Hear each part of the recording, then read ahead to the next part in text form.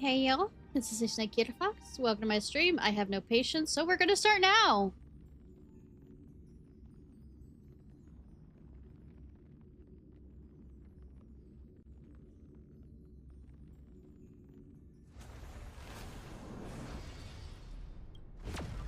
Of course you ignored me all day, and then suddenly you're right here when I start streaming, aren't you? Huh? Huh? Huh, cat? Huh? Love you.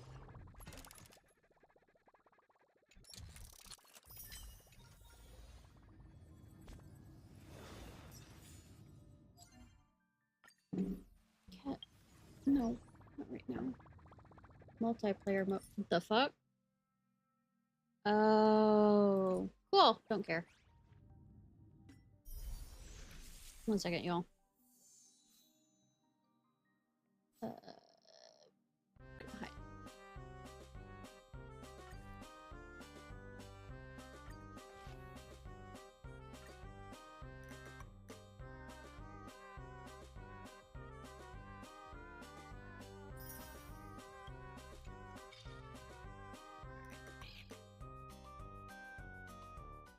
Back. Sorry.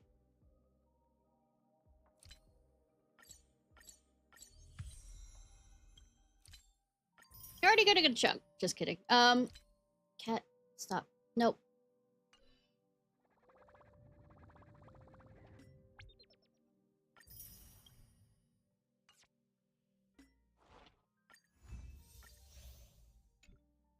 Alright. We're gonna start off. I'm gonna do 2 10 pulls for Hyson. If not, I'm saving up for, Fidon. So, ready?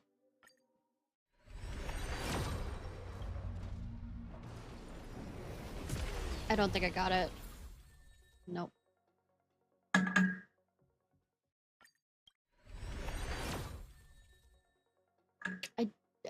Sampo isn't even on the thing.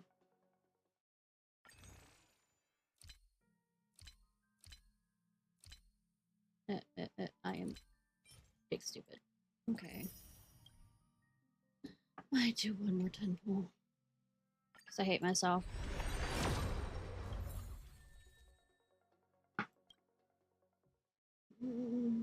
She's a healer. Especially wind. Debates. I'm bad. Well, the game is telling me what the answer should be.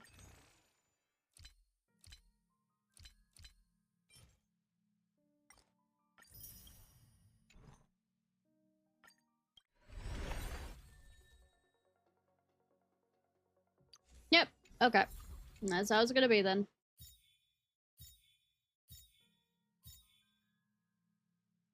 There's some single warps here.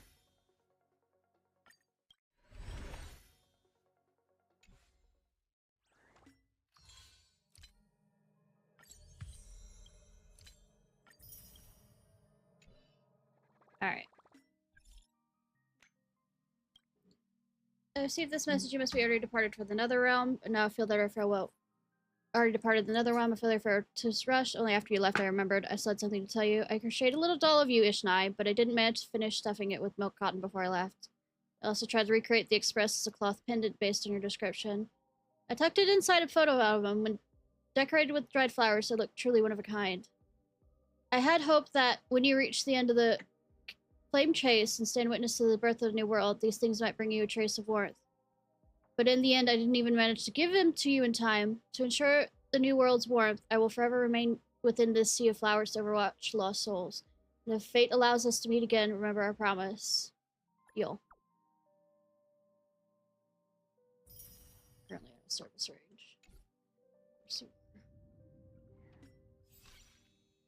Oh. I know what you're doing, game.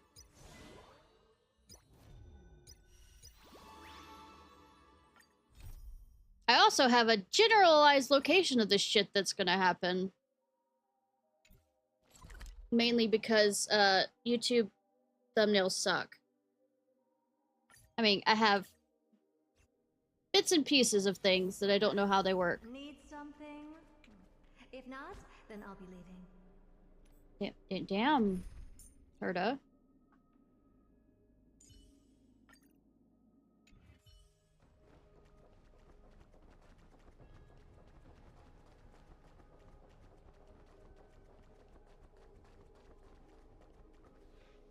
Like my thoughts. The female trailblazer will have a different name. Thanos' and Cersei's or flames have been returned. Sometime after that, the 12 constellations hover above, overlooking the vortex of Genesis. They embodied the 12 Amphorian deities, fate, foundation, creations, and calamity of this world. Now 10 among them have fallen, their core flames return to the original Genesis. Above you, constellations shimmer, their brilliance echoing faint slumber of each titan. And you have experienced 4 ascensions and 4 partings. Strife. Lance of Fury once became the Mad King, plunging the world into a ceaseless strife until your valor brought it to an end. And its demigod successor, the undying Mightymost, chose to bear the title of Kremnos alone, returning home to be crowned as the last line of defense for the Holy City. Mighty, may your battles know no defeat. It's not hitting shit. Back then, the Carnation of Time entrusted me to you at the Temple of the Three Fates. Back then, the lively girl with red hair fulfilled her mission and bid the first farewell. Time speaks not of fairness, yet it never stops, and now this power resides in your hands. See you tomorrow, Trianne. Westwind. So, whatever.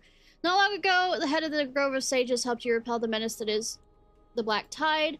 Still not long past, that unruly scholar staged one grand performance, granting you a glimpse of this world's truth at the cost of his life. Oh, the incarnation of reason, at edge of existence, have you found your answer? Death. Prophecy once made the Hand of Shadow choose two, granting one the fate of death, yet their bond wove a hauntingly beautiful tale that stretched across time. At the end, the incarnation of death, who journeyed from the Netherland realm to the living world, chose to remain in that sea of flowers, retrieving your future. In the end of the west wind, we shall meet again. It's a long journey it's been. Time again, farewells haven't numbed you. Yeah, so you're hitting at more of them! Ah! You can't help but wonder how many more guys we journey of trailblazing until you question whether you're able to express each goodbye with heartfelt emotion. Your thoughts sink into the ocean. You recall how the Amphorian cherished epics, using stories to soothe their sorrows. Perhaps you should embrace this way to dispel your melancholy and regain your strength. Then let it begin. Countless words of adventure search through your mind. You need only grasp one to anchor your creation. Don't be influenced by the noise outside. Just focus on the key word in your mind. This is indeed difficult, but should you still cling tightly to your inspiration, weaving heartfelt, elegant verses? Ugh, alright, this is an impossible task. Just one glance at your phone won't disrupt your thoughts, or so you tell yourself. Ha! Lies! Lies! All of them. Lies! Oh, cipher, no ciphering. Great mystery. Last time is Styxian. 0 time for treasure hunting. Absolute disaster. Now, the reverse soul is mostly retreated. I'm back, baby. In the water, a big shiny chest. I can't use the miracle orb and can't wade through. Your power of time is needed now. 30 for you and 70 for me?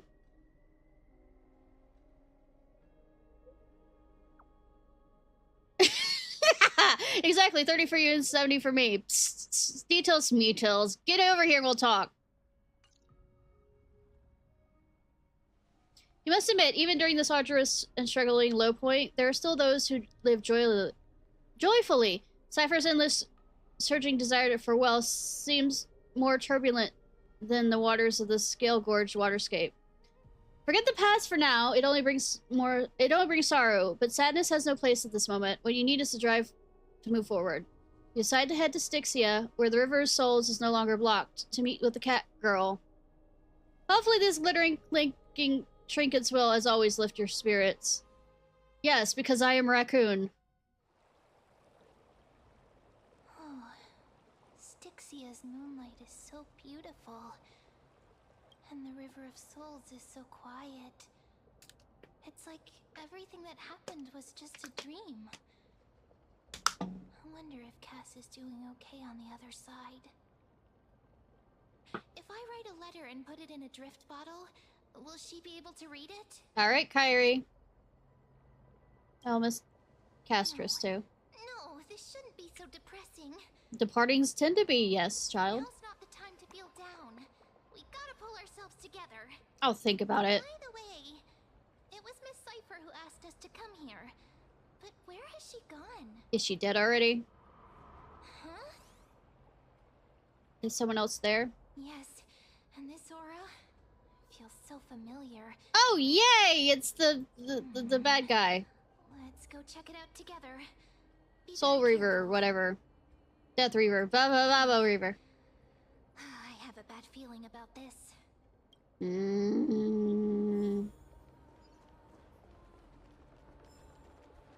It's a Whimsy too. Why am I getting more coins of Whimsy? Hey, what's that on the ground? Should we pick it up? Careful, careful.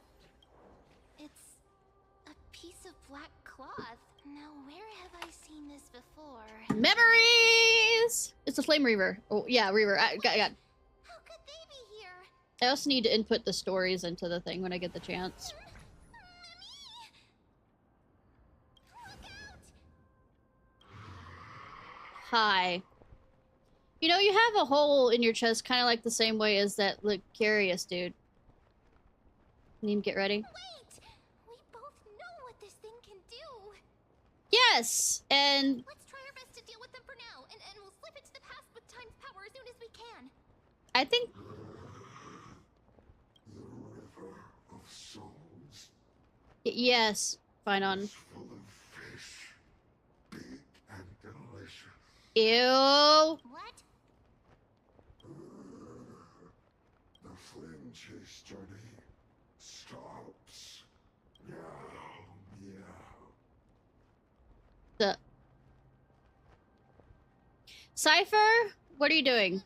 Meow? Cypher, are you pretending to be Flame Reaver? I don't understand this language at all. Am I hallucinating? Cypher, no siphoning.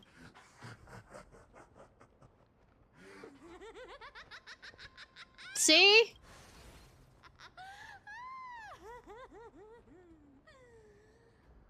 Sorry, I couldn't pass on the chance to give you two a good scare.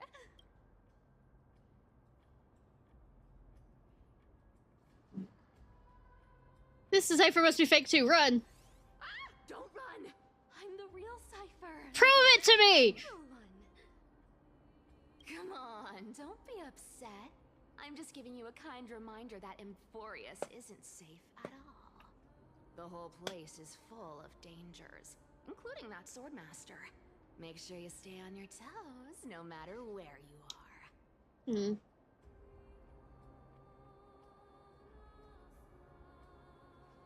Well, ain't I grateful for the reminder. So you're playing both good cop and bad cop. Hey, I'm just making it up to you. You'd do the same in my shoes. Would I? So, was that a Flame Reaver disguise? Or a magic trick? It looked so real. Is that the power of the trickery demigod? Disguise? No. It's not as simple as that. Let me think about how to explain this.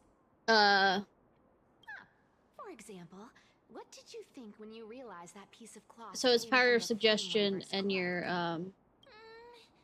We thought that maybe the Flame Reaver was around here somewhere? That's right. And then you heard some footsteps. What did you think when that happened? Well, we thought it must be the Flame Reaver coming this way. power suggestion. Exactly. I just used some hints and, mental suggestions to help you believe in a lie. Oops. Oh, sorry. Lies are what Zagreus is best at. If everyone believes in a lie, then it becomes reality. Power to make lies into reality? That's got all my hair standing up. And you're just telling everything like that? You think I might be lying? No need. The seamstress trusts you for a reason. Someone as honest as you couldn't trick me even if you wanted to. So Don't call me out like there's that. no harm in telling you. Do not call me out like that. Besides, we still need to team up to go treasure hunting, right? Let's wrap up here. It's time to get going. Oh, was that your teleslate? Yes.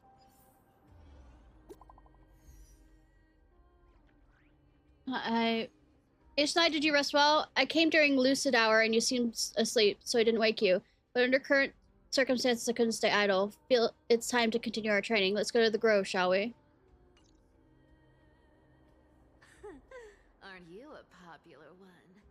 But I got to you first, so help me with the treasures, and then I'll send you two to the grove. Share? Going to live handsomely somewhere after this? Live handsomely? You mean spend all this money? That's so not why I hunt for treasures. Don't forget, I'm a demigod too. And there's a line reserved for me in that stupid prophecy as well. You shall walk with greed and die over petty change. Yeah, your symbol coin. But I don't believe in that. As long as I keep collecting treasures, then I won't need to care about petty change. And as long as I don't hurt other people when I get what I want, I won't be walking with greed. Right? I mean, loophole that? So, as long as I keep going down this path, all those predestined prophecies and fates will never catch up to me. Jinx. That was a long speech. I'm getting thirsty at this rate. The treasures of Styxia aren't gonna float up on their own. I mean, they could. Come on, Grey Mystery. Show me what the authority of time can do. A few days later, at the crash site of the Abyss of Fate. So, this is the car of the Astral Express you've spoken of. My repository. I hate your flagellations in the voice. I hate it. I hate it. Fascinating piece of information. Thank you for leading me here, Lord Donham. I'm surprised a council elder like yourself would be willing to journey so far to inspect the express. Hold wisdom and knowledge in high esteem. If the citizens knew of your origins, I'm sure more would be intrigued by the Trailblaze. Sadly, discussions about the world beyond the sky remain taboo. Uh-huh. It's been quite some time since you first arrived in Akama. Presumably, you've been looking for a way to leave ever since. Yes. I've been actively gathering clues and testing different things. Sadly, the more I find out, the more powerless I feel. Don't be too hard on yourself, my lord. This puzzle has stumped Amphorius' scholars for centuries.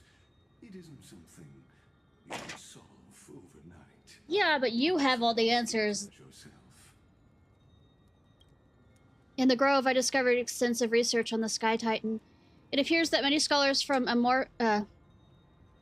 Amphorius believe the taboo against the world beyond the sky stems from a curse cast by Aquila. Exactly. Of the 12 titans of Amphorius, Aquila is known for being the most capricious. Oh, not the, trickery gods, but okay. Stretch. The weather itself reflects their mood. Tranquil sunshine, mournful rain. Aquila's breath is a brisk wind, and their cries resound as thunder in a storm. Additionally, Aquila is one of the 2 titans whose core flames have yet to be returned. The sky above affects every citizen.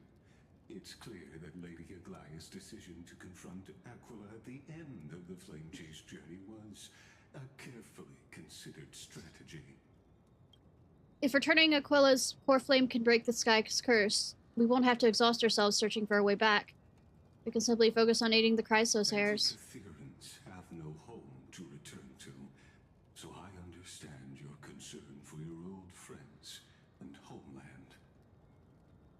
used anti-Catherian technology, or scanning, as you might call it, to assess this car. Assuming my judgment is correct, I might be able to conduct a thorough overhaul of its power systems. Sure. Really, but... Of course, that's only if you, my lord, permit me to interact with it. Garrus is the only one that could, like, use the flagellations and actually be in their voice to make me hot for them at this rate. Garrus from Mass Effect. By all means, please proceed, but be careful. The expressive thrusters are extremely delicate. With your trust, I will be very careful. The carefully scans the damaged propulsion system, then it methodically begins inspecting its components. This is unbelievable. You seem to understand its structure perfectly. Have you repaired something like this before? Don hung suspicious. Exactly. But we anti-Catherians are inherently sensitive to machinery. Sure. We endowed our kind with a unique advantage for analyzing and learning. Sure. If you give me some time, I might be able to fully restore this damaged car to its former glory. Then you and your esteemed companion could set off on your return journey sooner. But isn't the real issue with, Aquila? Hypothetically, Lord Donhong, if I could open up a path out of You want us out of here to stop messing with shit. Aquila's divine punishment, would you consider ceasing your support for the Flame Chase journey? I don't understand. Does the Council of Elders possess some secret means of counteracting divine punishment? It's best if you don't delve too deeply into that question, my lord. All you need to know is, I can make it happen. Maybe this is not a decision by the Council, but rather his personal wish. The crucial point is, if you and your companion are unwilling to halt your support for the Chrysos heirs, it could offend certain interests. But what? The destruction Aeon?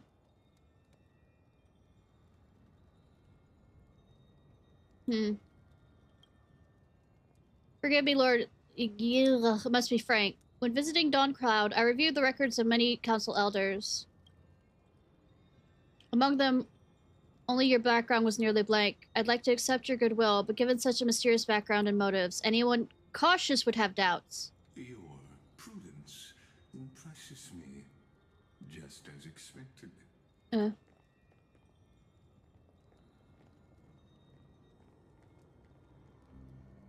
Cute. Are these people... Is this a trap? Is that why you accompanied me here? Please don't misunderstand, Lord Donhong. As the Theoros, I have no allegiance to their plans, nor am I obliged to abstract them. I am neutral. Sure. So you're part of the equilibrium to some degree. Out of respect for you, I hope to offer a peaceful solution to ensure the safety of you and your companion.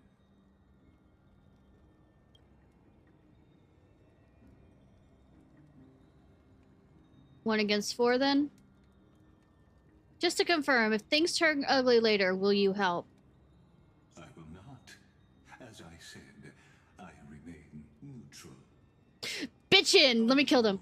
Asking this because you plan to refuse my offer and continue supporting the I don't like being Chrysos threatened. That's the thing. You're wrong about one thing, Lord Legis. Indeed, we must try to return to our companions. But our companions now include the flame-chasing Chrysos heirs. The Nameless cannot and will not ignore the fate of our companions. So I see. This is what you call trailblazing. Yeah, sticking our nose in places it shouldn't be, but we're gonna do it anyways. When I asked if you'd help me, I meant the ones who need help are them. Fucking hell, Donhong! Meanwhile, in the Grove of Epiphany.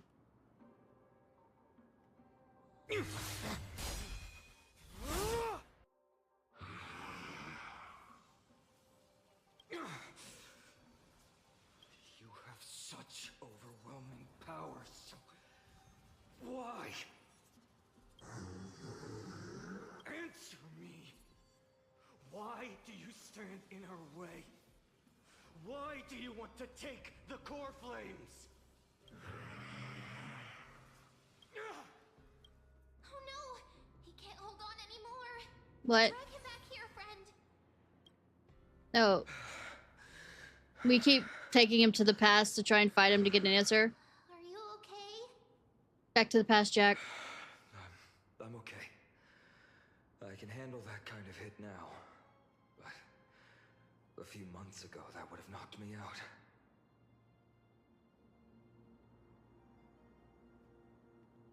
Always keeping me on edge. Thanks for worrying, buddy. Sweetie! Thanks for the help.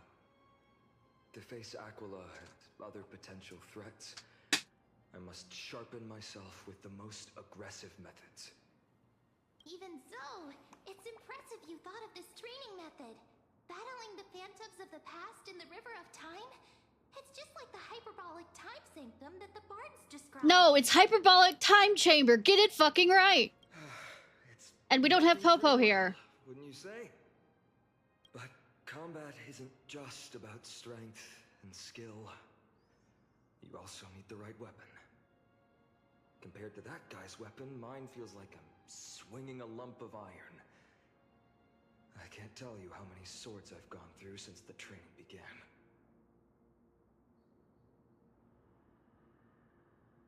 Wait, training. We're gonna keep making Dragon Ball Z references. Okay, why not get...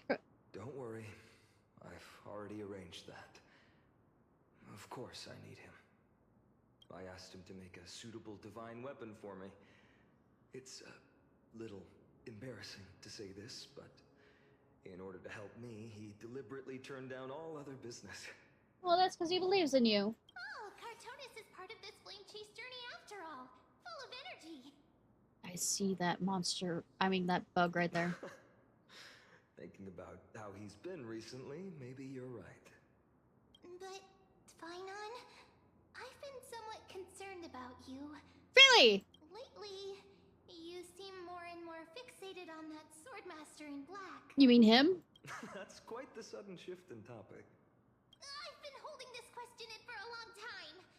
You're getting stronger, but seeds of unrest are also growing. At least she's calling you out. Don't worry. I'm not wielding my sword for revenge. She's been through Nikidor's trial and understands. Those who can't walk out of the shadows of their past are ultimately weak. Times have changed. The responsibility I bear is both precious and fragile. I wield my sword for the future of Amphorius. I will not let hatred cloud my judgment again and neglect my duties. We'll be here by your side. You're right, partner. As of now, I'm Well, the thing is, not saying able it to aloud handle doesn't that always mean swordmaster on when my own. push comes to shove, you can hold it to the I fire. still need the help of my friends. Every time I say something, things get so serious. I don't want to be the person who keeps bringing the mood down. Sweetie, sometimes you need to, you know, let the feelings out. I'm out of energy for training today. How about we go to the library of Philia to lighten the mood? Sure, that's what I've been looking forward to. We deserve to enjoy ourselves after all the hard work. Today, I'm definitely going to...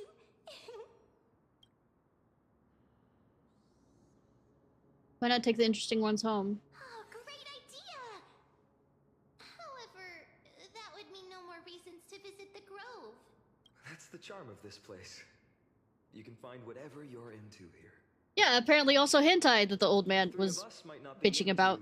scholarly books, but we could still spend an entire day at the library of Philia.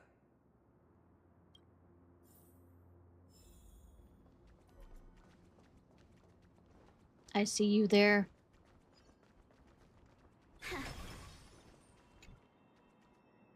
Notice the mural etched depicting a giant tree spreading its branches under the sunlight with countless sparkles of wisdom cascading from the tree tops. This is the origin of the Grove of Epiphany, back when Circe selflessly imparted knowledge to the people of Amphorius. Those fortunate enough to receive their legacy became their earliest disciples. Bitch. Kirk, you need something? If not, please stay quiet. I'm conducting field studies for an upcoming Grove of Epiphany Cultural Studies. This mural's content is fascinating. Perhaps in the distant Golden Age, there are far more butterflies here than now.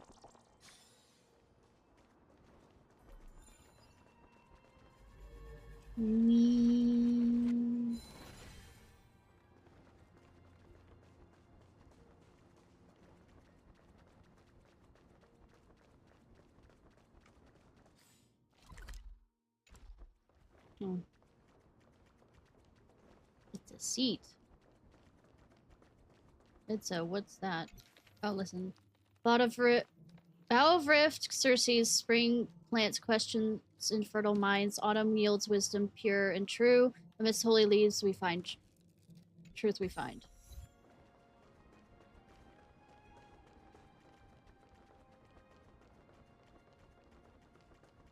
I'm being distracted by everything. Yes. The answer is always yes.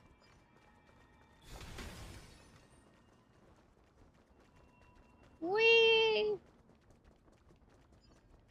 Look at it go! Look at it go!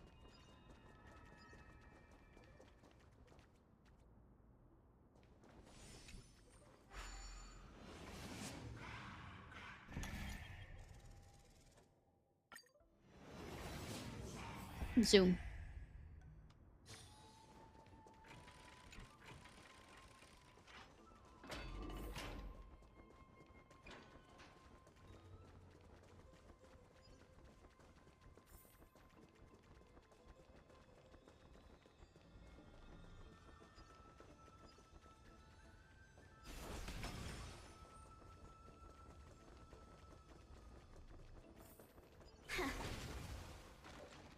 Keep getting trash. Yeah. Whee!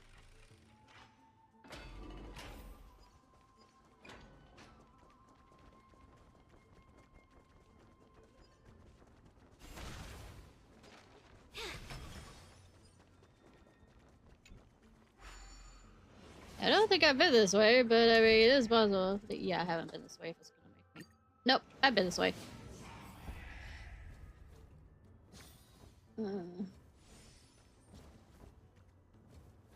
What? Fuck it, I'm teleporting. We are. Where was that slate last time? Was it here? Or maybe over here? I'm off to have some fun. It's free time now, so you should relax too. I'm not sure if I could relax with the heartbeat right there. Okay.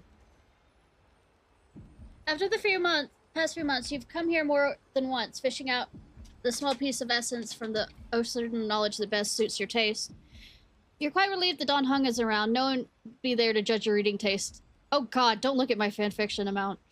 The scroll in hand shows a small line of text, no standard reading material. Please return it to its original place after borrowing. Do not let any of the Grove professor discover it. 10 exclamation marks. It seems that the scholar of the Grove, amidst their profound academic discussions, haven't forgotten their little hobbies. So what would you do you peruse? My professor possibly can't be that shy. One punch, God, Aquila. But the tree and the butterfly. She wandered through the tree, flower sea, searching for the glimpse of those butterfly wings, but without success. Sir, I've heard that every flower has its own florography. Generally speaking, that perception is correct. She heard the voice, but she couldn't see the speaker. Yet Circe's paid it no mind. She calmly responded to her most special student while scanning her surroundings. What is your photography? I'm afraid I'm not a flower, but a tree. Evidently, this answer failed to satisfy the other party. A sound mingled with dissatisfaction and disappointment reached her ears, prompting her to add another remark. Well, if we're just speaking metaphorically, I suppose it would be intelligence. However, objective was nearly accomplished. It should be around here somewhere. Now she just needed to find some bait to draw her out. Intellectual, yet also romantic. Perhaps it's because I hibernate? You see, in my long dreams, I made promises to countless lovers. Really? The butterfly-winged girl suddenly rose from the thicket before Circe's, startling her slightly. After all, this is the moment. The distance between them was virtually non-existent. Gazing directly at Nynthia's face, allowing the light reflecting from her lips to pass through her eyes, a hint of crimson flashed across Circe's face, almost imperceptible to onlookers. Of course, her composure wavered for only a moment. Then Circe wrapped her arm around the girl's waist and, as if pulling up a radish from the ground, gently lifted her from the flower thicket. Of course not. Caught you now. Placing her on the ground, the giant tree's incarnation gently stroked the butterfly wings with the edges of her leaves, confirming the other's normal state before slowly withdrawing. So now, will you tell me, why have you been avoiding me?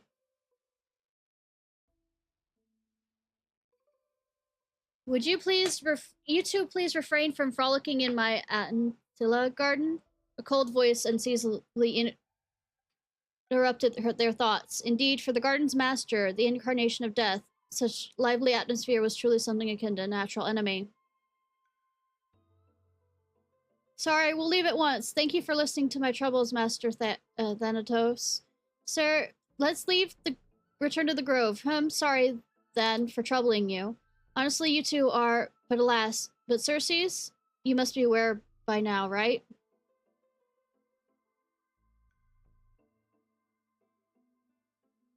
A bitter sensation spread in her mouth once more. Circe's remained silent, merely nodding as she bid farewell to her old friend. On the way back to the grove, Minthia remained completely silent. After one unsuccessful attempt to question her, Circe struggled to find another opportunity to speak and simply focused on the voice ahead. Voices of gossip reached them, causing irritation. A genius, so what? She's just like, so terrifying. A stern figure approached rapidly. It was Blank, the source of the irritation. Minthia offered Circe a smile, then turned and walked away. Blank cast a sharp glance at the direction of the butterfly-winged girl's departure, then shifted his gaze back to Circe's.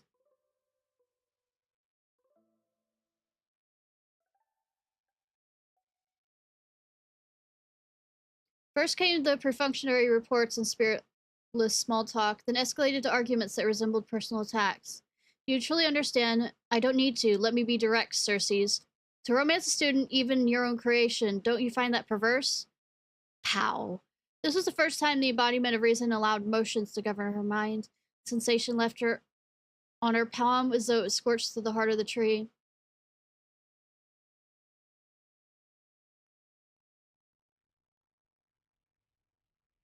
From nearby came the sound of running steps, familiar yet somehow strange. Circe wanted to give chase immediately, but the words echoing in her ears tripped her steps.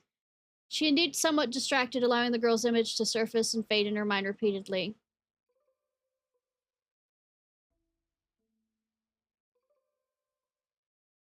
When her resolve crystallized, the third curtain fall hour had slipped. Personification of the giant tree approached the gilded chrysalis, cried her beloved's name, then stilled as if frozen. The traces left by the butterfly-winged girl who dwelt here was all but erased. Upon the foliate desk lay the words, a maiden's first and final love letter. I love you, Circe.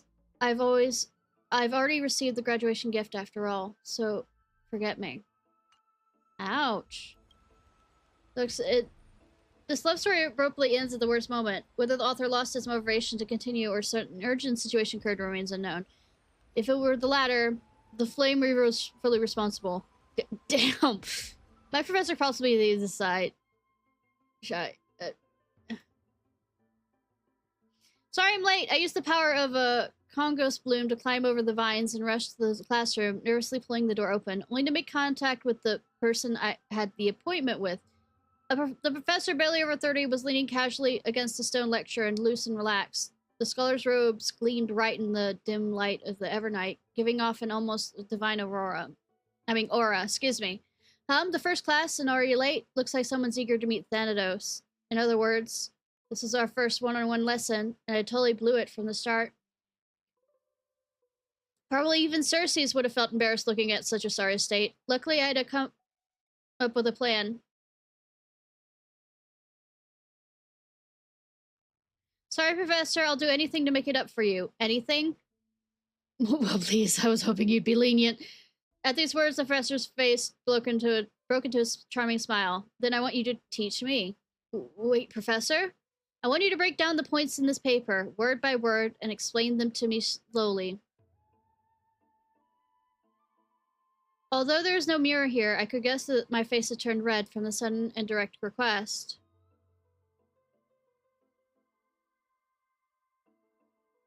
But, Professor, I'm still just a student intern. Isn't it a bit too early for me to do something like that?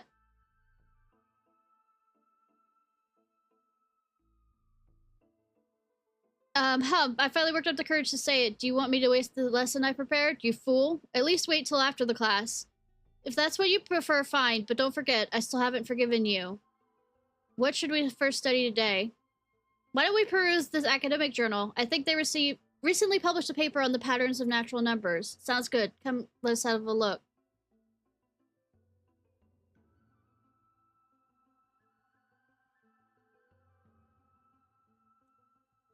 The research paper was immensely valuable, but I couldn't even grasp the basic arguments as I was too deeply engrossed in the professor's sharp gaze.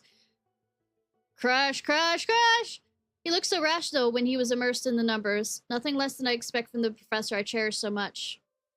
After that, we experienced an enriching lesson. We wandered through the classical literature exhibit, eagerly absorbing the newly compiled Titan faith studies. Finally, we lingered in the dreams woven by the latest works of the school, so much so we completely forgot. The bell signal for the curtain fall hour rang, and we looked at each other. Class was over. More than once I had resented time for its seemingly linear flow, yet I remained powerless to interfere with it. The professor looked at me and paused for a moment, as if making some kind of decision, then muttered, "Take out your paper, I'll help you revise it." Really? You mean it?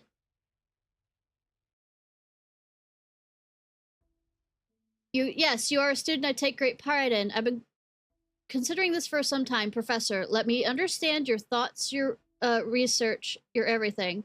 No further words were needed. Two seekers of knowledge, driven by instinct, began their deep exploration of ideas. At that moment, we had yet to realize that after this lesson, another name would appear on the acknowledgement of the paper, and in the end, this would be the very spark that led to the founding of our academic symposium. After finishing this mind-shaking piece, only one image remains in your mind. The expressed, welt, phone. For a young Stellaron host, this type of literature remains far too ahead of its time. One Punch God, Aquila. God. Going through all these. Brushing off the dust that had settled on him, he adjusted his attire and stood firm, facing the giant eagle in a tense standoff. Yeah, so you think you're something special just because you defeated the silent Gyarios? Mortal, heed my advice. The God King remained silent, gazing into Aquila's islands. Yes. Eyes? Slowly he raised his right arm. 4 fingers pressed together, and with simple motion, he lightly waved the colossal being before him. Arrogant fool, you'll pay the price for your insolence. Aquila's fury erupted, their towering form radiating intense heat. In an instant, their massive wings vibrated at impeccable speed. 1,000 razor-sharp feathers shot forth like swords, hurling straight towards the God King.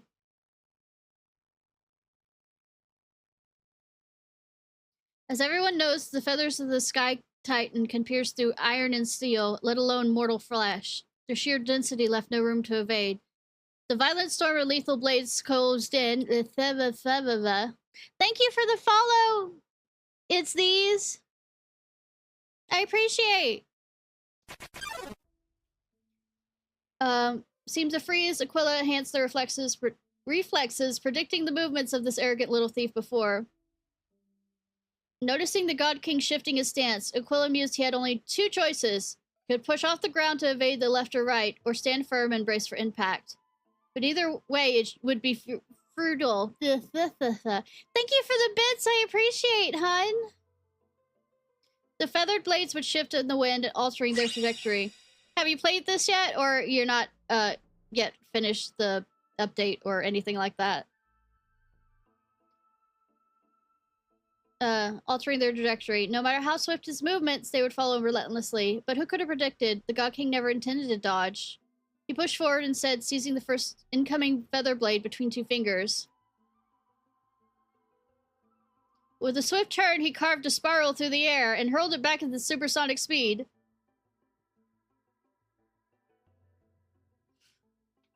I can understand that.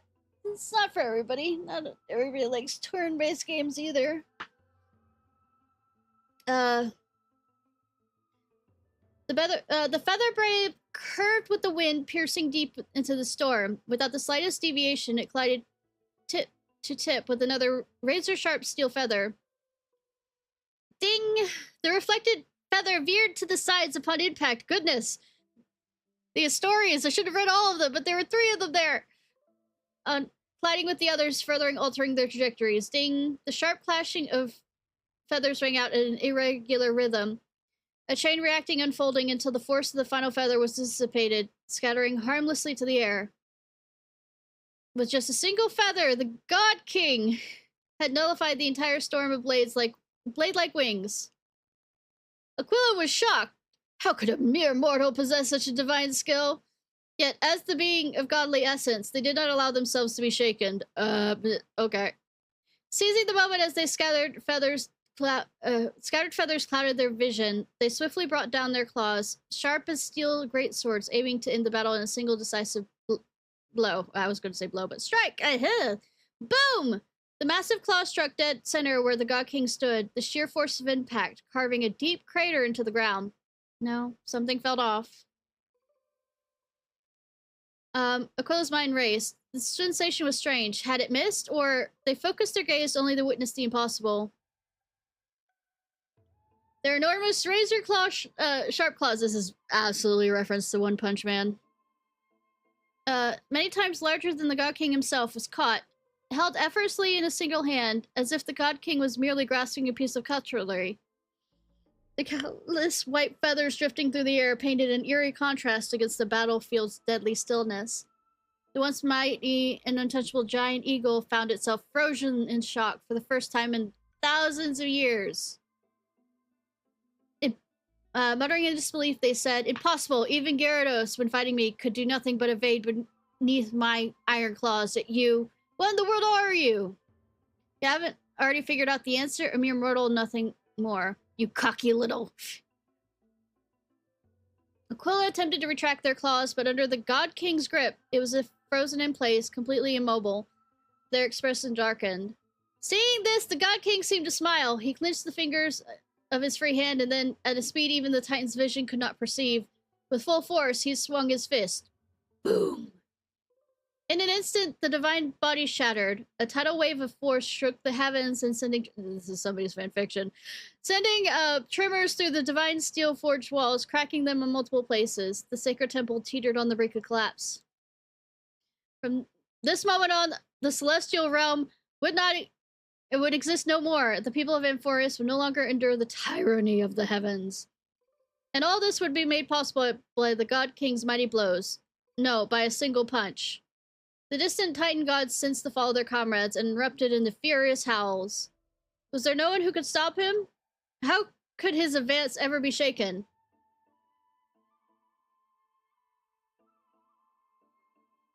What they did not realize that even one as mighty as the God King was still bound by the desires of mortals.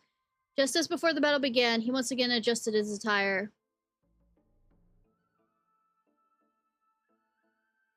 Congratulations, you have reached your end, Aquila. You are strong enough to be worthy of the name Sky Titan. He ignored the crumbling stone walls behind him and strode towards the temple's exit. His steps were unsteady, yet the disappointment on his face was unmistakable. But your only flaw was failing to make this satisfying for me. Ah! Next episode, battling Nicodor. Next issue on hiatus. I wonder why.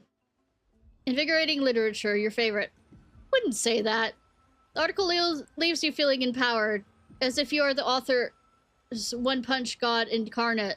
I mean, I am the protagonist. Sky Titan Aquila? Ha, that's nothing. Alright, let's stop here.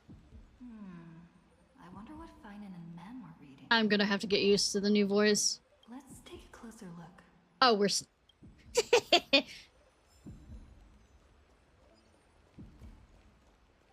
spying. Optional. See what finance. I'm going for finance first. Where are you? Where are you finance?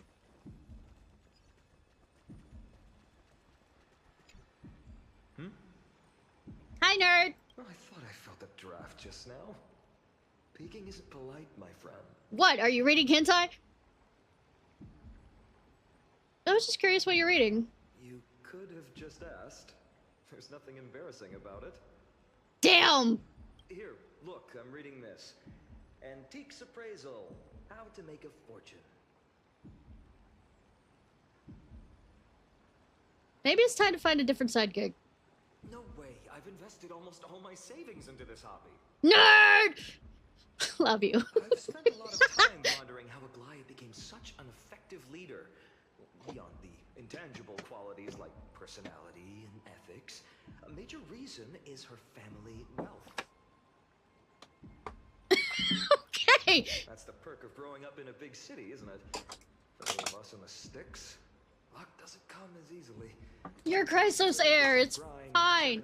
Also, it doesn't matter if the new world starts and you're like the Kefali person. Oops, talk too much.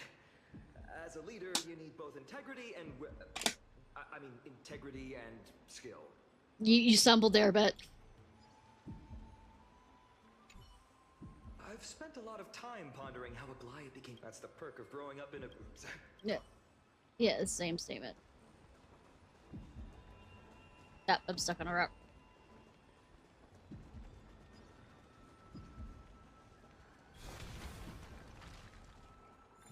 I guess I already destroyed that once. Month of cultivation, curtain fall hour, a time to feast on grains, a poor time for fishing. I beg to differ. Evening is a really good time for fishing. Also morning. Oh, but then again, are there even any spots left to fish in Emporius these days? Fuck if I know. Are you into fishing? You scared me! I was not exactly quiet getting over here. I even destroyed a statue. Bursting into someone's world like that can really catch them off guard. I mean, trailblazing. Well, no more jokes. There's nothing here. I'll go look elsewhere. The beating heart is bothering me. Something's odd about Mem. What are they flipping through? I'm spying on them. Oh, these cards are so detailed and fine. You want to be an astrologer? You want to play Final Fantasy 14 with me, Mem? Ruler, Weaver, Traveler. Or are we gonna play Healer. Yu-Gi-Oh? But the interpretation for each card is so long. Do I have to memorize them all? Use them flexibly, just don't memorize. I'm just gonna. What are you at? Looking at? What a coincidence! We meet again. I mean, I went straight over here. Together, huh? I mean, literally, we are attached to each other. But you must be busy, so I won't bother you for now. Hope your day, every day, is joyful. You're. What are you doing? So suspicious. Not like they're usually. I love that it's like a question mark and now it's a exclamation question mark.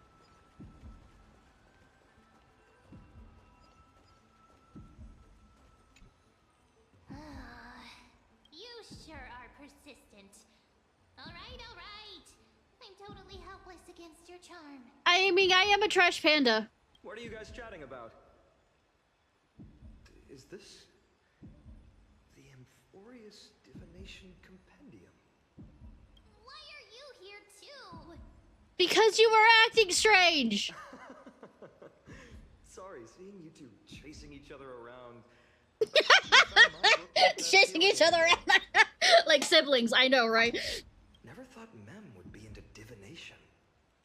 But it's not exactly a niche hobby. So why all the secrecy? I wanted to set up a surprise. Master it in secret and give you all a shock.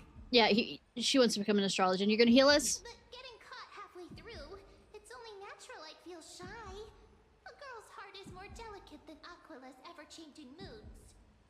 sound like March 7th.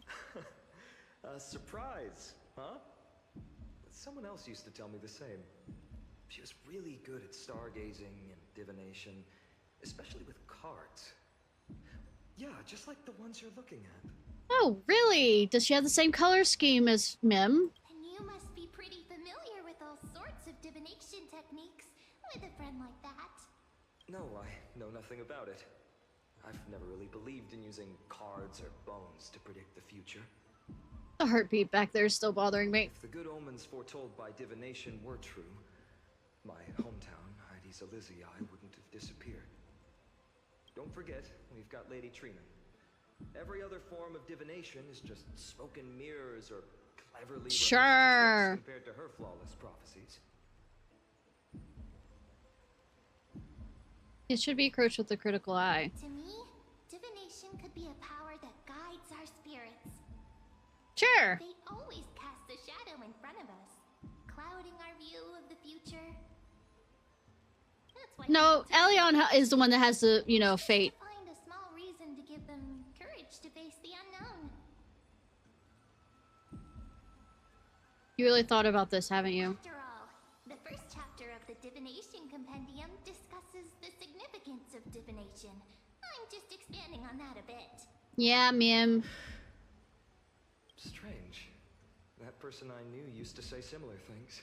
As if she is the In fact, whenever same. She interpreted a card for me, I couldn't help but feel uneasy. Even though I never believed in the outcomes. Maybe it was her tone. Cyrene, yeah. Cyrene. She could paint a complete fantasy so vividly, it utterly captivated me as a child. Right, I still carry a card she once used. Do you want to see it? Nerd. Also, I feel sorry for you. Oh, wow! It's so exquisite! It's fine on! I'd love to have a card like that.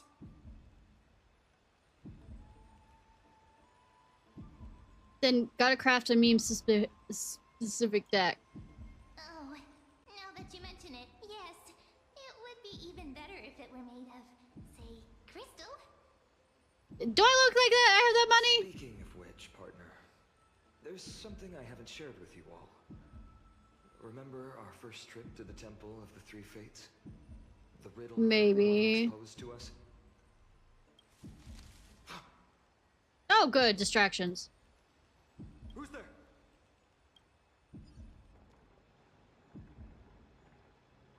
You are... Nice cosplay. These folks are up to no good. Oh, really? Have you seen their masks? Black clothing. Masks decorated with golden blood. Are they cleaners? Hmm. To directly call us by our name, it seems you, Lord Finan, have studied the forgotten history of Amphorius quite thoroughly. Yawn. What's being cleaned? Clothes or Your cars? friend seems quite interested in us. Perhaps you could explain, Lord Finan. Why don't you? Be the polite thing. We can't let our esteemed guests pass away without understanding. Violent eye roll. I don't know if the camera caught that. During the Chrysos War, to combat the Chrysos heirs, several cities formed an underground assassin squad called the Cleaners. Their task was to erase anyone with golden blood from existence. Assassination, poisoning, political persecution. They would do anything to achieve their objective. Cool.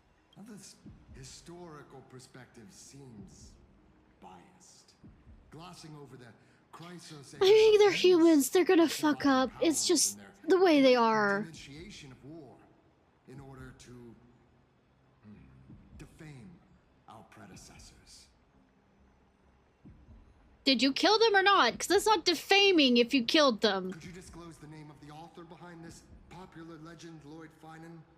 I'd hate for the innocent children of Akama to be I repeat, tainted if you by killed such them or not, it's not slander or libel if you actually killed them. You should have stayed buried in the dust of history. The Citizens' Assembly has once again legitimized the mission of the Chrysos heirs. But as for you, Not one citizen would cast their vote for you. Executioners lurking in the shadows. Damn. What does it matter? We've long since stopped expecting to be understood. Then why are you telling us any of this shit? People have become too accustomed to peace, and they've forgotten the disasters that arose from allowing generations of the Chrysos heirs to rule. Complete nonsense. Did you really travel all the way to the Grove just to have an argument? No, they came here to kill us, but I enjoy dealing with people as straightforward as you, Lord Finan. You've probably figured out why we've come before you.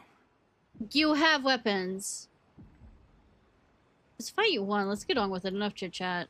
Keep your cool, partner. They've come out of the shadows, which suggests they have something up their sleeves. Where's Don Hung? All right, let's hear it. What are you hiding? But watch your language and don't say anything you might regret. My shoulders might be sore and my sword a tad dull, but it's still enough to slice off your tongues. I mean, you didn't have to tell him that part. How's it going, Cinny? This place fits, doesn't it? It's what? It's a bit small, but the lighting is perfect. I mean, it's nice. Thank you, Lady Treby. With this, the Twilight Courtyard can be reborn in Akama. Oh, that's why. You like it here too, little Ika. Icarus. It's so bright here.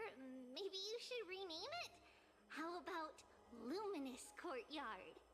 Treby makes a good point. But Twilight Courtyard carries the long history of the descendants of the sky, and I'd like it to continue. Right. How does the legend go again? Tribby, are you the next one to die? Even Lady Treby forgets things. We just haven't prepared lessons in a while now, so we're a bit rusty. Uh-huh. Give us some time and we'll remember. Ah, now we remember. Kremnos and the Firmament, Volume 3, Section 5. Going to sleep now. With Seliosi, the Day Thunder Knight, striking down the Eye of Twilight, the divine war between Nikador and Aquila, which spanned centuries, came to an end. Good that it's, you know, cliff note marked. Thereafter, the Skyfolk gradually declined. Numerous sky fortresses were abandoned, and their descendants began to establish themselves on the land. Nerd. Finally, those descended from Seliosi the Day Thunder Knight were welcomed by the scholars under Circes and established the Twilight Courtyard in the Grove. The historical records seem slightly at odds with our memories. But the details from that time have become somewhat hazy to us. I mean, understandable. I forgot. For Lady Treby, history is more than just words on a page. It's something you've personally lived through. Shh, Icarus. Little Ika loves listening to the stories from the legends. I'm sure you're also imagining one day you'll be as awe-inspiring as the winged beasts by Seliosi's side. I believe in you, That Icarus. day will come. I believe it. Just Just don't do going. weak wax wings into the sun. Lord Crediros? Hi, handsome. Hi, handsome. And Lady Treby. Good to see you're doing all right. I heard from the citizens you were nearby and came to check. Doing alright. What's going on, Crediros? There's been another violent incident at the market. A shop was smashed and looted. It's the third time this week. Oh no. How can this be? I always thought that with Lady Aglaya here, Akama would remain. Well, That was true in the past. But these days, forgive my bluntness, her senses may not be as sharp as they once were. Aggie. In my opinion, malevolent forces have noticed the slack in the golden threads and are now plotting to exploit the opportunity. The citizens' assembly just wrapped up. Why is there still unrest? Because somebody was called out. Chryso's heirs won by only one vote, Lady Trevi. From my years of experience, a narrow victory often walks hand in hand with unrest. Trouble. Miss Hyacinth. Trouble. Clementine. Take a breath. What's going on? Somebody's dead. Please. Something terrible has happened at Marmorial Palace. You mean die in a shower of What is gold? it, Doctor? Calm yourself and talk us through. Lady Aglaya. It's Lady Aglaya who's in trouble.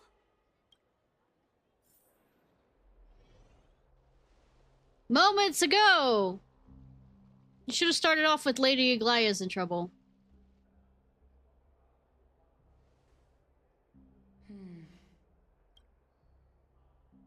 I still remember. This bath that overlooks the entire palace was built by the Council of Elders 900 years ago.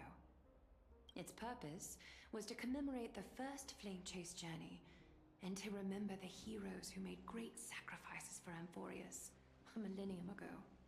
Candies. Right there. Rules were set then. No one was allowed to enter, apart from guests invited by the Gold Weaver. But, I guess, you're no longer pretending to follow the rules, are you, Lady Kindness? Oh, who'da thunk? Aglaya, Aglaya.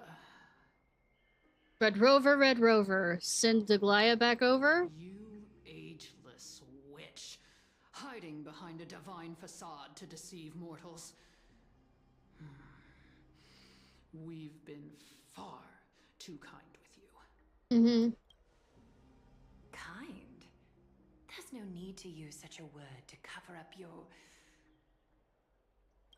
incompetence. Holy fuck! Oh! Anaxagoras humiliated all of you before the citizens.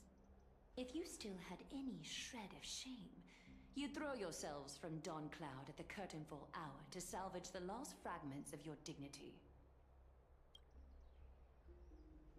Demigod, why not gaze into the water's reflection and see the I mean, wretched she face you can't. wear She's now? slightly blind. These days you're not only blind, but also deaf. The cleaners were born for this moment. When all orders, rules, and Et laws tu, fail Brutus? to restrain you, it's time for the dagger to pass judgment. Et tu, Brutus? If you're in such a hurry, give it a try. Going toe-to-toe with a demigod? We're not that foolish. You sure? The dagger isn't at your throat, but...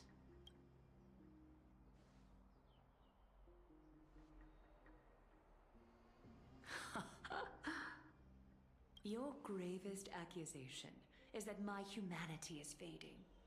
And you claim my concern for mortal joys and sorrows is nothing but a facade. If that accusation holds, what makes you think the lives of these civilians will sway me in the slightest? Fine. I'll gladly use a few more words to shatter that demigod facade of yours.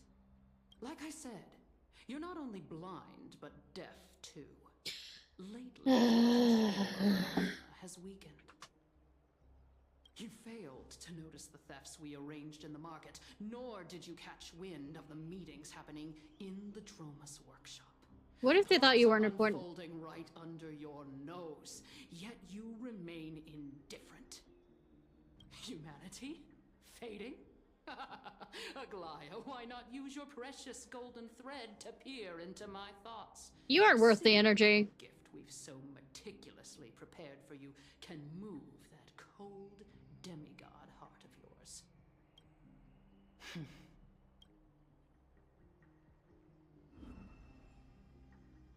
In this moment, I only regret not being more ruthless. Because your evil is beyond cure. You finally figured it out. You have grown dull. I've been holding that image in my mind this whole time to make sure you could see it clearly. Okay. I want you to have this knucklebone talisman, Big Sis. I hope it brings you luck every day and keeps you safe from bullies. That girl who can't speak or hear. What if she accidentally lost her eyes too? You know better than anyone what it feels like to lose your sight. Imagine if 1,000 years ago you, already blind, had also lost your voice and hearing in your youth. Would you still have become the Aglaya you are today? Look at those broken, pleading eyes. How disappointing. We overestimated your cunning. If this plan fails, we still have dozens of splendid parting gifts prepared. Demigod, would you like to hear about them? Bitch! I thought I could buy some more time. In these 1,000 years, I've witnessed the fall of 10 titans. From my naive arrogance at the beginning to slowly learning how to guide others.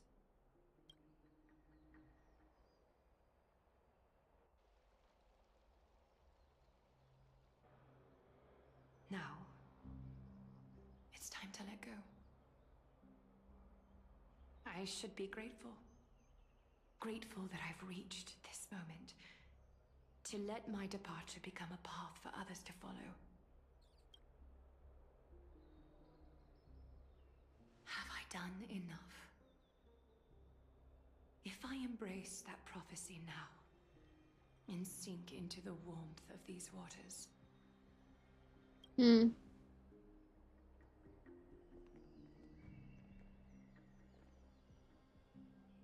the wandering wind stop to mourn me? Cypher? Do you have a crush on Cypher? Is that a love-hate relationship there?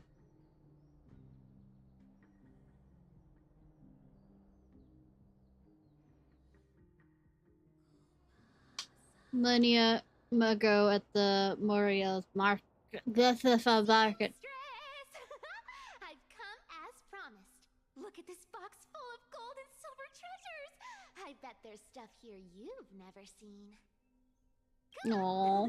As we agreed, I want to buy the most valuable clothes you have. Aww. Little thief! You've got some nerve, barging into my shop dressed in those tattered rags. I mean... What have you brought? Let me see. Here, take a look. Only the finest goods. See the sapphire? It's even more blue than Fagusa's eyes. Such exquisite luster. I've only seen an ocean's tier of this quality in my mother's treasury.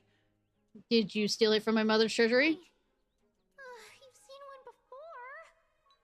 And here I thought I'd leave you speechless. What a letdown. It's just an old memory. My family estate all burned to ashes long ago. Therefore, fine on doing the whole thing of becoming money. Wow. A daughter rebuilding her family business. How admirable. Enough with the jokes. At least you did get to enjoy those luxuries. Mind your manners, Kitty. Yeah, Kitty. Tell me, Cypher, where did you come from? And how did you acquire these treasures? Somehow. I won them fair and square in a bet. What? Do you doubt me? It's a little adventuring here. Speak up, seamstress. Give me a straight answer. Do you want these or not? Strange. You're clearly lying to my face. But my golden thread doesn't tremble at all.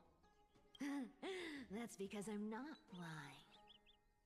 I've been telling the truth from the start. Is that so? The scars and the mud stains on your face tell yeah. another story. Oh, come on. Can't we just do business without all this chatter? So adorable. Don't worry. I didn't leave any evidence, so no one will bother you. How can I trust a word you say when you're so skilled at lying? Dealing with you rich people is such a pain. Always wasting my time. Fine, if you don't want it. Okay. Plenty of others who do. Hold on. Your treasure? I'll accept it. But these alone aren't enough to purchase the Gold Weaver's finest clothes. That Oh. said, I do have something that would suit you perfectly. Oh. What do you have in mind? Look. Come a bit closer. Shoes.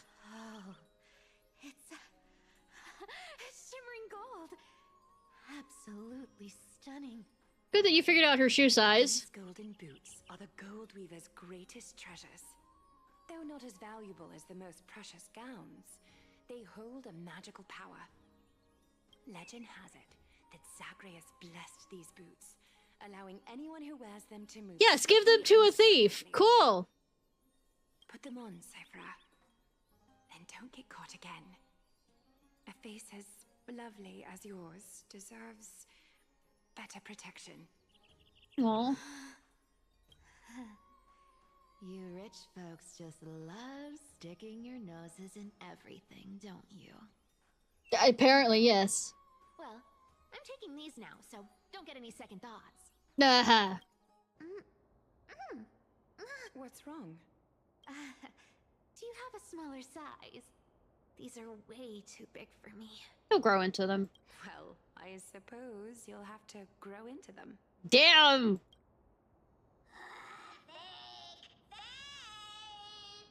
Do you have to interrupt me in the middle of my story? Fake? What's fake? Those boots definitely don't hold Zagreus' divine power. You're Amphorius' most cunning liar, and even you were fooled by a Glaion. Watch your mouth, or I'll feed you to the fish in the River of Souls. Nom nom nom nom nom. Aren't you curious how I got tangled up with that seamstress? Well, now you know. She was also a child, so. I didn't expect such a simple story. How disappointing.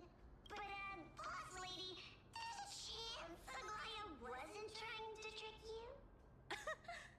You're defending her. No. I just think the story's so moving, it'd be a shame to ruin it with a lie.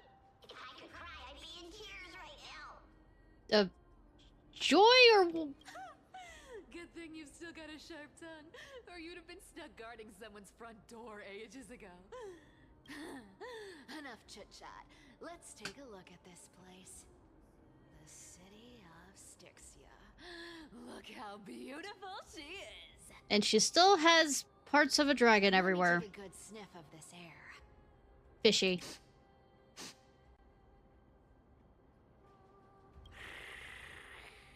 Oh, that sound. I love it. This air. It's filled with the scent of treasure everywhere. Just wonderful. Sound. I love it. Thanks to Castorus and Grey Mystery, the ancient city's barrier was finally dispelled. Now that I think about it, helping them was well worth it. Time for treasure hunting, Barto! Lead the way, and whatever we find, we'll split 80-20. Well, I have a suggestion. How about, 70-30 instead? Listen closely. Do you hear that? The gnawfish in the River of Souls are growling with hunger. Yum yum yum yum. 80-20 it is. How generous you are, Boss Lady Cypher. Anyway, what's with all this water? It's damp, cold, and miserable. It is literally the ocean place. Ooh, the mighty demigod of trickery. Uneasy around water. She's a cat! You wouldn't understand. The people of Dolos are talented in many ways. Just, not in swimming. Sounds like a you problem. Why don't we have a race? Long distance, sprint, or laps? Take your pick. What's got you so worked up? Relax, relax. Who would have thought the fearless Lady Cipher was afraid of water? Cats hate getting wet. What's so hard to understand about that? Not all cats. Now, hurry up and figure out a way across. Or I might have to reconsider our split. Don't rush me. Let me take a look around. Got it. Let's use that thing. Come on, follow me, boss lady. Not a good imitation. I'll play along. Let's see where this goes, Bartolos. Tell me. Somebody's pretending. You hunt for treasure when I wasn't around, boss lady. Trying to trick me into saying something. Not a chance. You're as sharp as ever. Ooh, interesting. Very interesting. Was this device designed by priests of Ornyx? Do you think you can handle it? Don't underestimate me, boss. Just find a cozy dry corner and wait for me. Mission accomplished. Now you don't have to worry about your tail getting wet. Not bad, but just a warning. If this thing fails while we're halfway through the water... Don't worry, trust me. For that sweet 20% cut of the loot, I'll make sure you're taken care of. Uh-huh.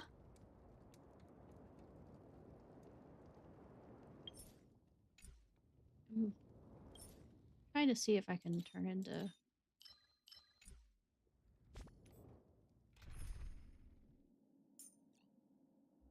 There. Prop now! Huh. This feels truly magical. When did you pick up this trick? He didn't.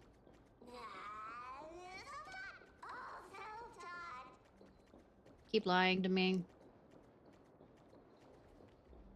We're here. Can we turn off this spotlight now? It's really blinding. No problem. Just use the device over there to shut it off.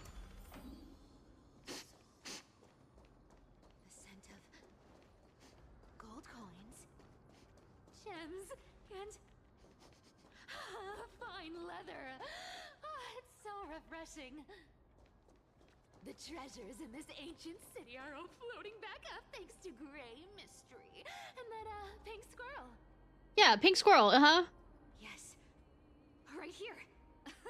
What are you waiting for? Start digging. Roger that. Watch me. Activates excavation mode, unearthing the treasure buried deep underground. Wow! That's a huge chest. Move over. I want to open it myself. Wow. A massive haul. Unbelievable. It's hard to imagine the kind of... I mean, the port cities tend to be pretty... As expected for a realm of Fagusa's disciples. This entire chest is filled with ornaments made from ocean's tears. Here, take this. See if it suits you. Thanks for the gift, boss. Much appreciated. Look at the clarity of this purple crystal. It matches my skin tone perfectly. Oh, safer. You truly have the most refined... No. Even amphorious. Let me try this on. Where is my treasure? How long have we known each other? I can't believe you still fall for this. This is... How could I have forgotten about this? I'll believe it is true, and the lie becomes reality. What a convenient ability. The demigod of trickery's divine gift. Far more practical than any golden thread or teleporter. Alright, enough fooling around. Here's the real thing. Okay. Cipher rules! I've already pinpointed the next roll of treasure. Starting navigation. Cypher, no slifing! Boss lady, we're set to make a fortune this time. Got any plans on how to spend it? spend nothing. Have you forgotten my silly prophecy? Isn't that like... Once activated, this thing makes a racket that can be heard for miles. It's just too stupid.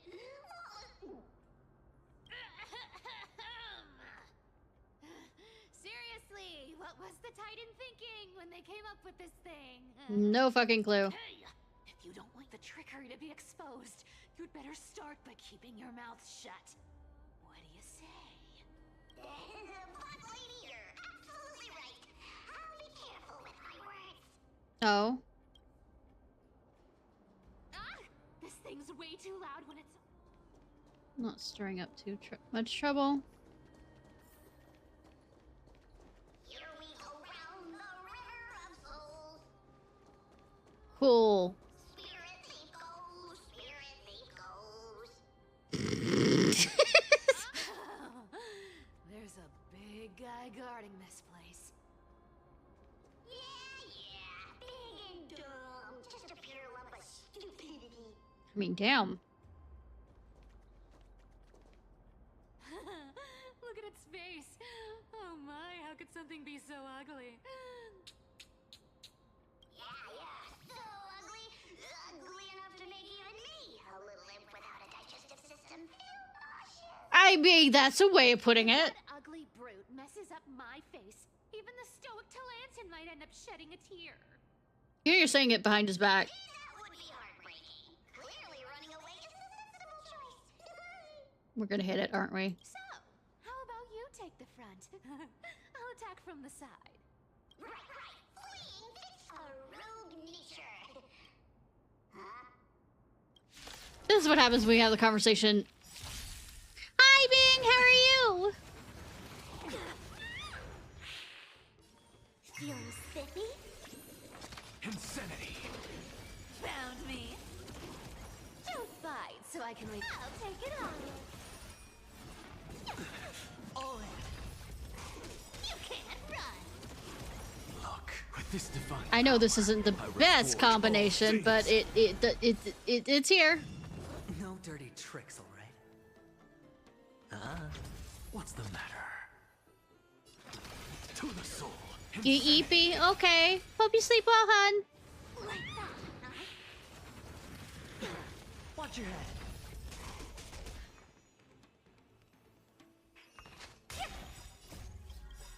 Can you find the answer? The dice have been bust. Or maybe I'll take it all. All in. Come to me. Hedge your bets. It's on me. I'm just a friend. To the soul. Found me. Insanity. Follow-up attacks are fun. Such an ugly and 1 hour and 10 minutes. Ooh, ooh, ouch. Just a couple of heads. Ooh. Boring. So, bunch of coffee at this point so that you can study? Bartolos, are you still alive? Give us a squeak if you are. Here. I mean, squeak. Look at you, all shaken up. Can't handle even this bit of action. Should be safe here now. Get to work. Aye, boss lady Cypher. Bartholos activates excavation mode, unearthing treasure buried deeply underground. It doesn't smell like anything valuable this time. Since we've already dug it up, let's open it and see. Not actually ZP. Ah. Huh. Is this? Month of balance day blank. There are more neighboring households have moved away today. The tide is rising higher than ever before, already reaching the 5th step of the stone stairway to our residence. The priest insists it's merely a seasonal high tide that will soon recede, but having lived in Styxia for 30 years, I've never witnessed water levels like this. Leandro from the harbor went fishing 3 days ago and reported the seawater had become unusually turbulent, appearing to as if mixed with ink. Beneath the surface, he glimpsed strange shadows, not human in form, yet possessing distinctive outlines. Upon returning, he developed a high fever and has remained bedridden since. Month of balance, day blank. The city's feasts have grown increasingly frenzied. Grand celebrations that once occurred only during the month of joy now happen almost daily. On the Anzo family's banquet last night, I witnessed two normally well-mannered women treading grapes barefoot, emanating strange laughter, then directly drinking the dirt-laden juice. They claim to be mimicking Pythagoras, ocean gods' ritual ceremonies, though I've never heard of such a form of ritual. Prices at the market have risen by 30%. The honey brewed merchant reports that the brewing process has become exceptionally difficult lately. The yeast culture is mysteriously rot. Only by distilling with seawater collected directly from the harbor can they produce proper wine.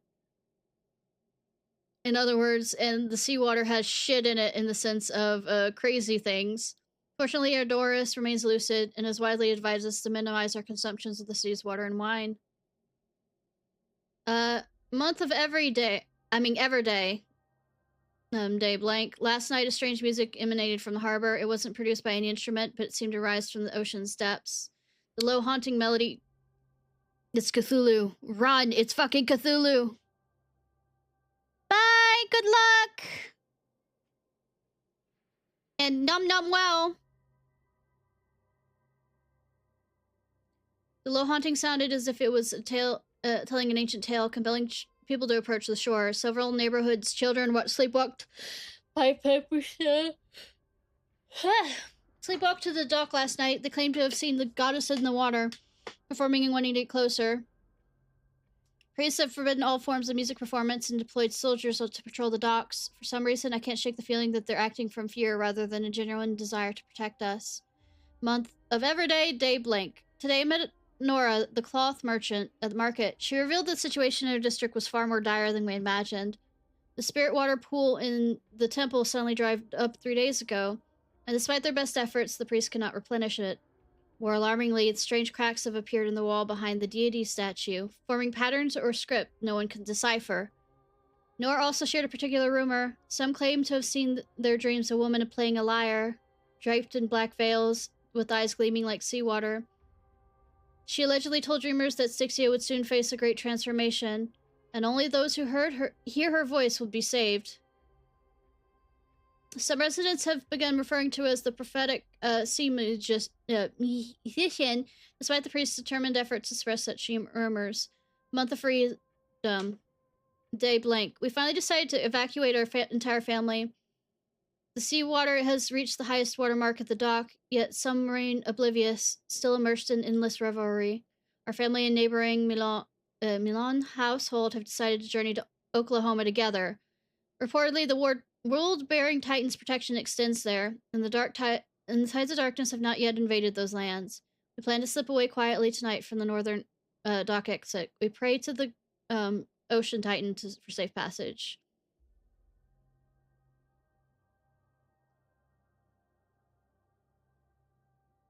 Month of freedom, day blank. We've been traveling for 3 days now. Last night, the Milton's youngest child suddenly developed a high fever, continuously muttering strange phrases resembling an ancient ballad. His father decided to take him back to the city for medical treatment, though we all know there's little hope to be found there. This morning, looking back at Styxia from the hillside, I was horrified to discover the entire city enveloped in a strange aura, with the seawater shimmering with unnatural blue radiance in the sunlight. From a distance, those magnificent buildings seemed to twist and distort in the water as if they were mere illusions. Month of weaving, day blank. We encountered several other fleeing townspeople. They brought even more horrifying news. The seawater in Styxia had begun displaying strange colors and textures. Some as thick as honey, others solid as glass. Those who remain in the city have begun undergoing bizarre transformations. Blank, blank, blank, blank, blank, blank! Even more disturbing that at night, the entire city bathes in an indescribable glow, as if enveloped by some giant amniotic membrane. They say this is the Ocean Titan's punishment, but I can't help wondering, is this the Titan's wrath, or is some power even greater than the Titans at work? We decided to continue northward to Oklahoma. Along the way, we heard rumors of someone named Blank, who can supposedly appease the Ocean Titan's wrath. But these are merely legends fabricated by desperate people. We common folk can only rely on our own feet to flee this disaster. month of weaving day blank. Tonight, after the children fell asleep, I secretly examined the small vial of seawater I brought from the city.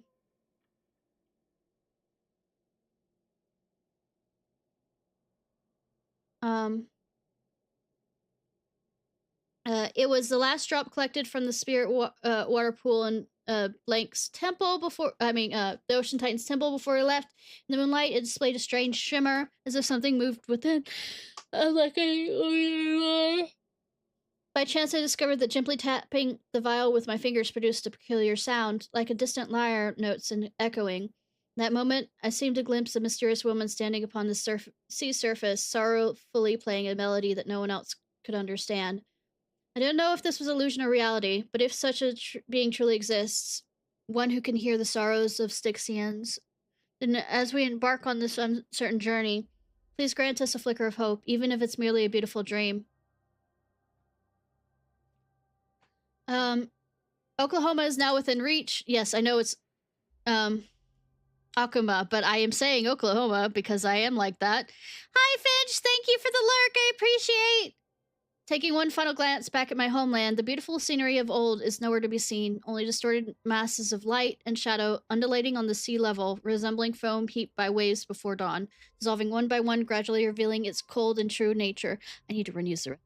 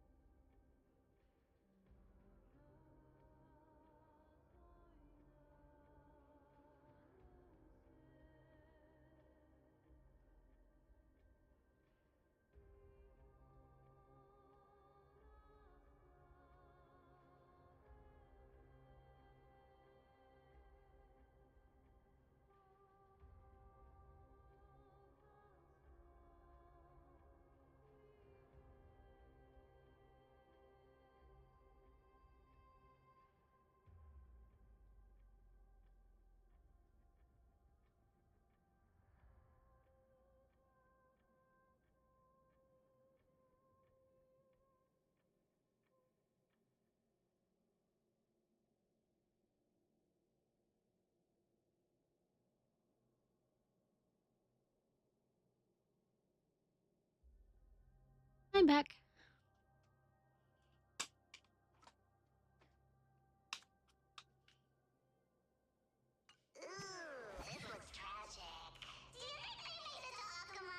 Well, it says that they did, but I don't know how this message was able to get back here if they made it to Oklahoma. Probably not. I've never seen or heard of anyone from Styxia and Akuma. At least, I'm still left for Dolos. Guess this city wasn't so lucky. Huh. It does seem unfair, doesn't it? Just because they were born in the wrong place, they had to face such devastation. Meanwhile, those in Akuma, simply because they're supported by the world-bearing Titan, continue to survive. Well, sucks. Yes.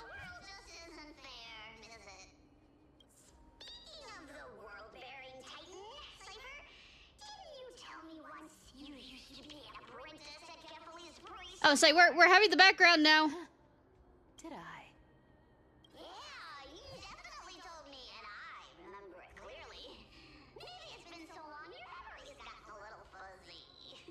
Yeah, Ah, right. I did tell you. It wasn't a big deal. I just snuck in with a bunch of mumbling priests and watched them do their spooky rituals around some glowing rock. Honestly, I was only interested in the wallets of the old grandpas on the council back then. Don't remember much else. It's been what? Nearly 1,000 years? Really? Oh, I see. But you in a priest robe? No, that's hard to picture. I mean, if you need to get in some way. Do to picture that. Besides, priest robes from 1,000 years ago were nothing like the ones today. Oh. Right. I didn't think about that. I was just curious if you ever overheard anything interesting from those priests. Why are you asking that? How ridiculous. Come on, let's head to the next spot. Why are you suddenly asking this question? Where did this roadblock come from? Ugh, this is so annoying. The treasure is right in front of us. Are you using the hand thing? Oh dear, we're stuck here. But I have a plan. Should we call on that big, noisy, cumbersome hand of... I knew we would have to go back for that. Never thought that thing would actually come in handy. I mean, after all... Right? Do you want to handle it? Leave it to me, boss. I'll say... Chekhov's gun. You don't make a big deal about it if you're not going to do something with it. You know.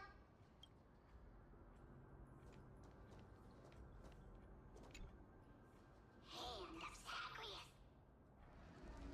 My darling.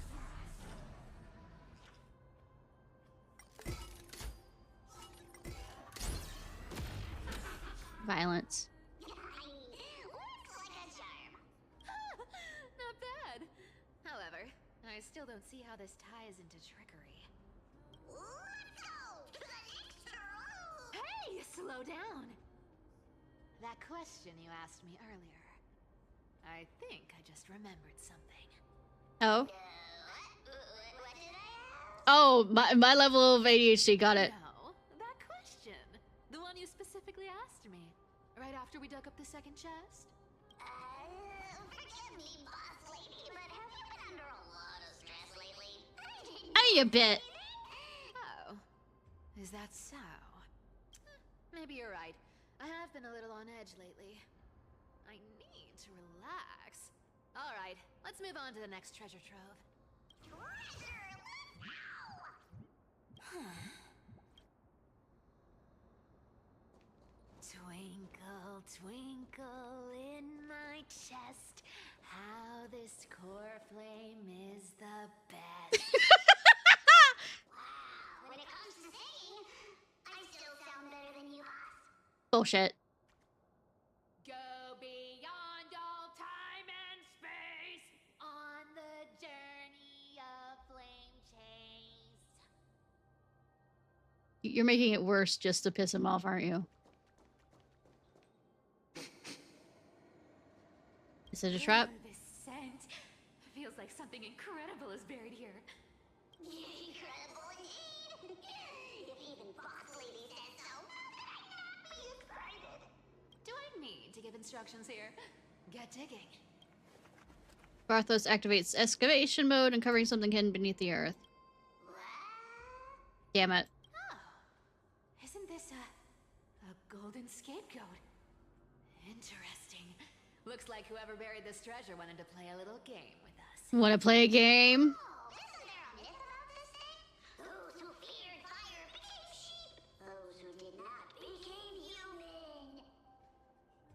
Sheep, humans, whatever. All I know is unlocking this gets us treasure. Yeah, but, say, this is... Tricks are right up my alley. Just leave it all alone. The shadow form is the Flame Reaver, and the white sheep is fine on. Cat and mouse time! Cat and mouse time! I didn't mean to hit that button. I'm sorry.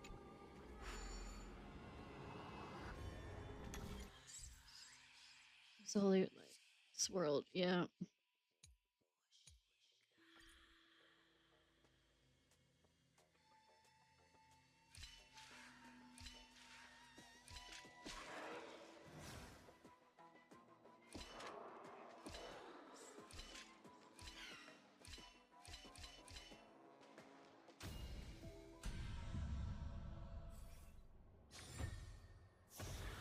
Relatively easier. Told you, nothing can stump me. Oh! Cyber, it's your turn now. Stop! Stay there, and don't turn around. Don't turn around! What do you mean? I told you, don't move.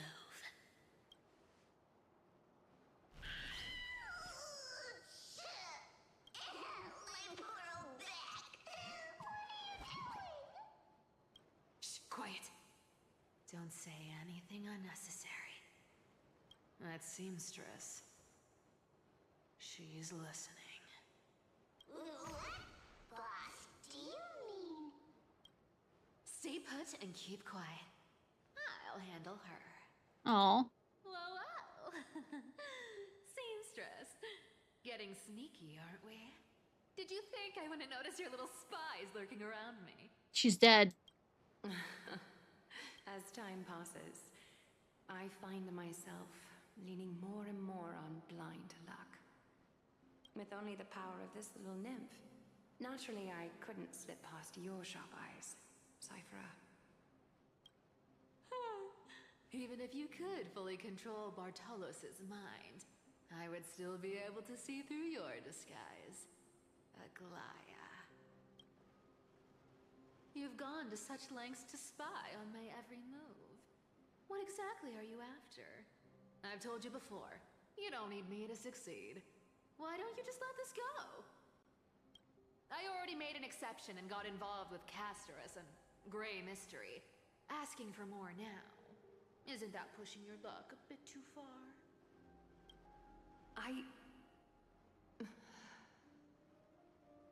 I'm sorry, Cypher. I've plotted and schemed my whole life. But I never could have predicted our relationship would end up like this. I've spent centuries trying to figure out where I went wrong. Replaying every moment over and over. But you've never given me a chance to explain myself, face to face.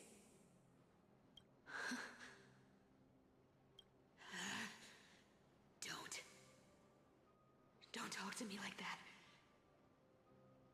You know I can't take it. 1,000 years ago, out of foolishness, I let my silence steal away the most beautiful sound I'd ever known.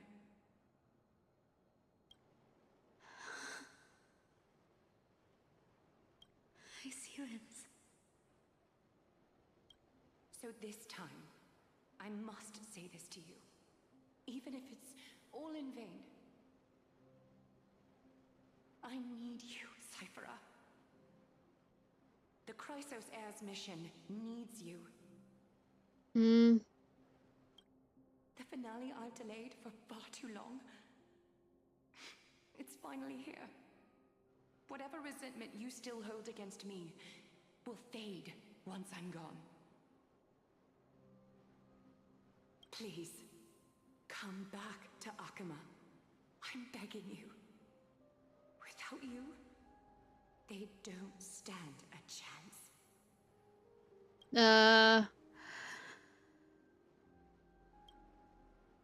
I'll think about it, seamstress. But stop watching me.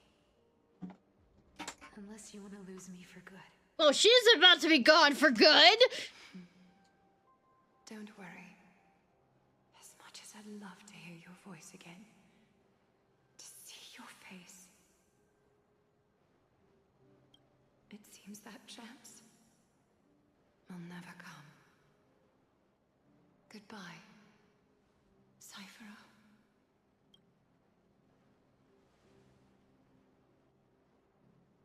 Goodbye, Aglaya.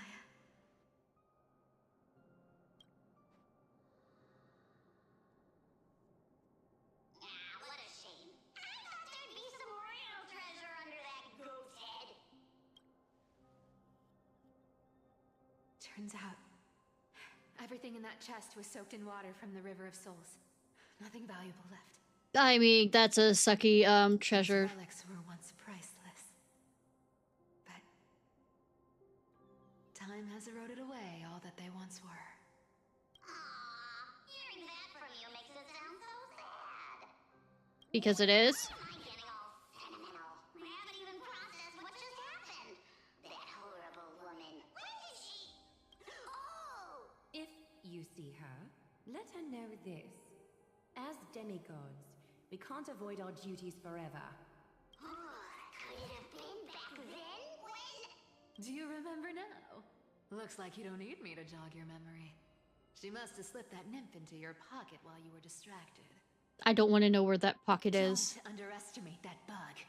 It's every bit as dangerous as the seamstress's golden thread. Let your guard down for even a second, and it might take over. Make you spill secrets you'd never share otherwise. Whoa, that's like some brainwashing monster straight out of the black side. Creepy. Woo doo doo doo. Boss, how did you realize something was wrong? I'm curious. What exactly did that nymph make me say? Actually, it gave itself away very early on. Speaking of the world-bearing titan, Cypher, didn't you tell me once Yeah, ta-da. being an apprentice at Kephali's priestly court?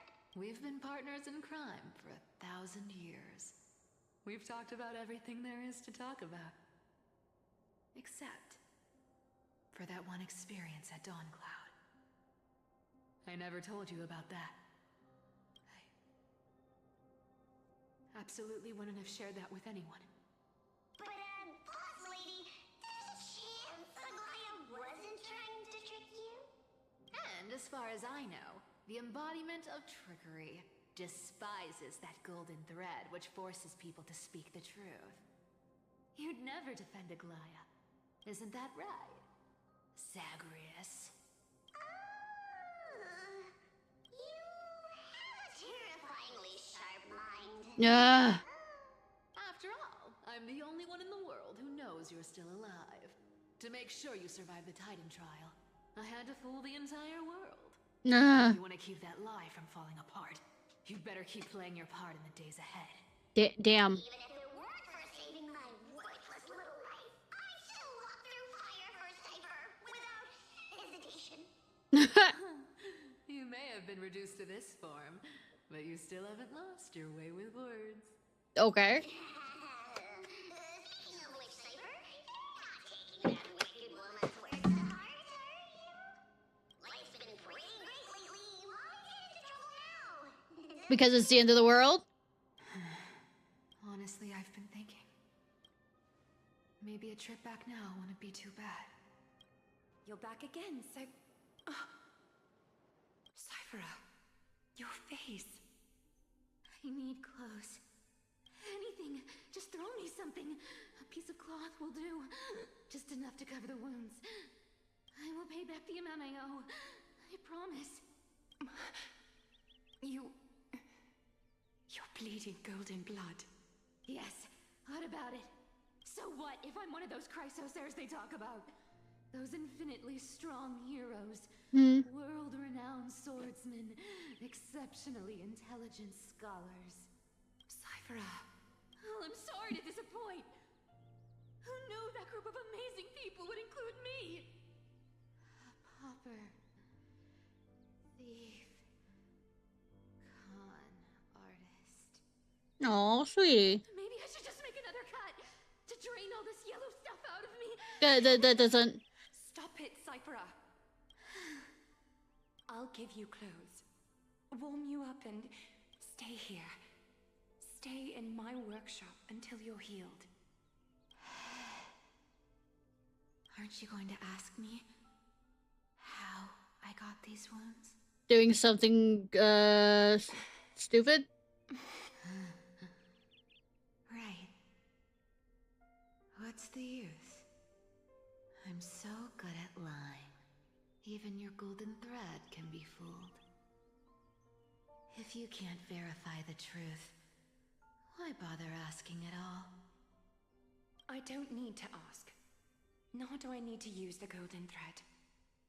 I know everything you do is for survival, at all costs. Stay here. You won't have to deal with the cold or go hungry again. Stay by my side, and you can start putting yourself back together. Aren't you worried I'll ruin this place's reputation? Or that I might sneak off with your precious clothes and sell them? I wouldn't have invited you if I were worried about those things. I also have threads everywhere. You're weird, seamstress. You know, they say a child who often lies remains a liar for life. I've tried not to become a liar. But honestly, too hard. I'm close to giving up. What makes you think I won't disappoint you? Sweetie! Because I can feel it. Not with the power of a demigod, but with the heart that beats in my chest. You love this place. That's why you keep coming by, but also why you hesitate to stay longer. You worry you'll tarnish the Gold Weaver name. After taking over Nestia's divine authority, I became used to letting the golden thread distinguish sincerity from falsehood. However, the mission I need to complete requires me to learn to trust and rely on my heart. Cyphera, you're an honest thing I've given to this world. And also a challenge the world has given to me. Stay here with me. You have a beautiful face that deserves better than to be covered in scars and grime. You've got a way of talking that's hard to follow. I mean, but she's sincere with her words. Let's make it a deal. You have 1 day to change your mind. Once the action hour passes, there's no turning back.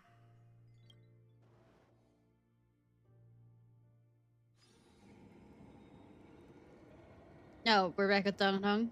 These folks in black.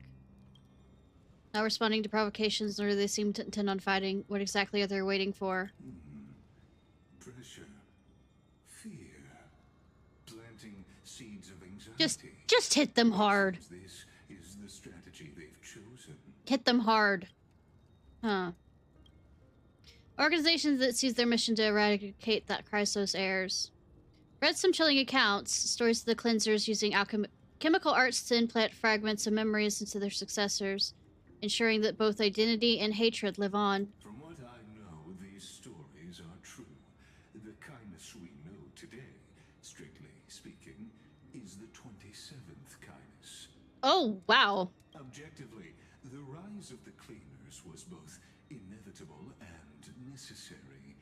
Yet their ruthless and twisted methods earned them nothing but So, the alchemy that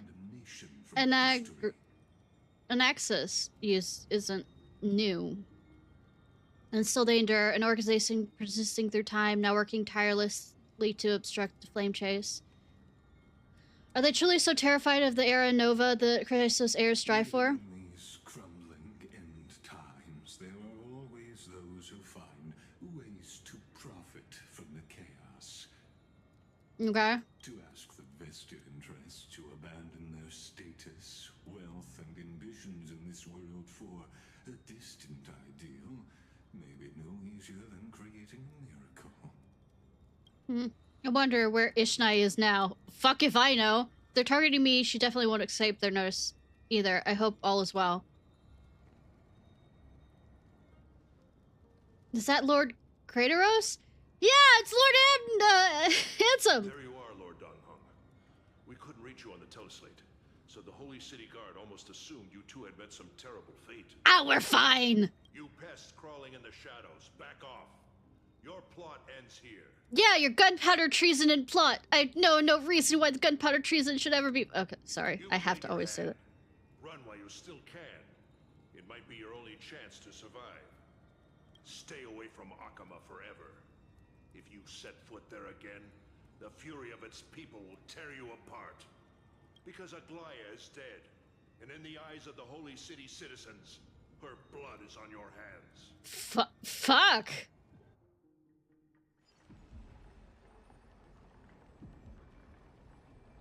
Why couldn't I violence them?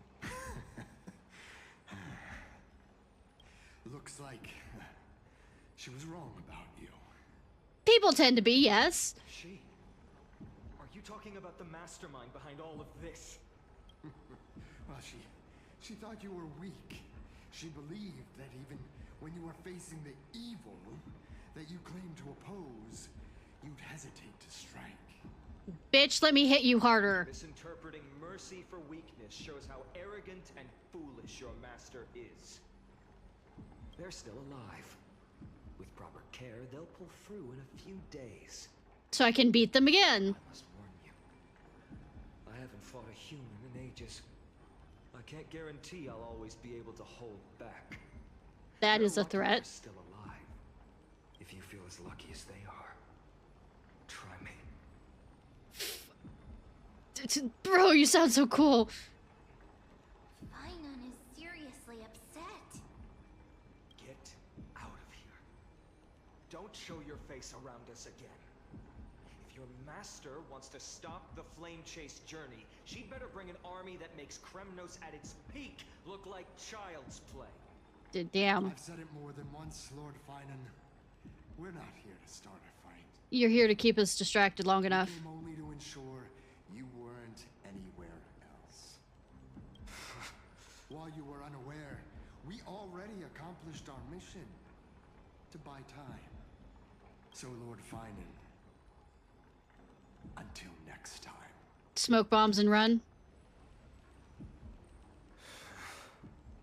Are you okay? I'm fine. Anyone who uses innocent lives as bargaining chips has gone too far. Damn. But they are after Chrysos heirs. I guess the opposition within the Council of Elders is still desperately fighting to obstruct the flame chase.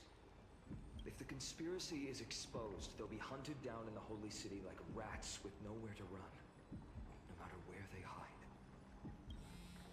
Why, tell us, Lee.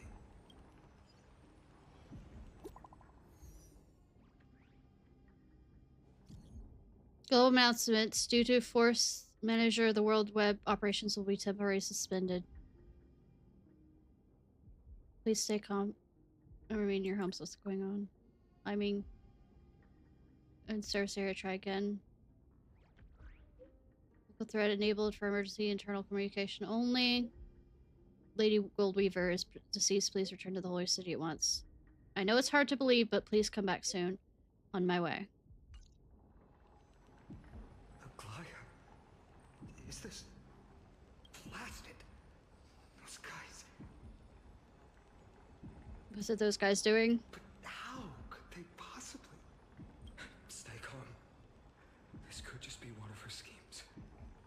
I won't believe it until I see it for myself. Oh, the dead body? Okay, let's go! Finon, what should we do now? Stay on course. I'll contact Treeby and ask her to keep the citizens calm. We'll hurry back to Akama as fast as possible and assess the situation in the city. If we run into any enemies along the way... Murder? I won't be merciful this time. Fuck! Okay!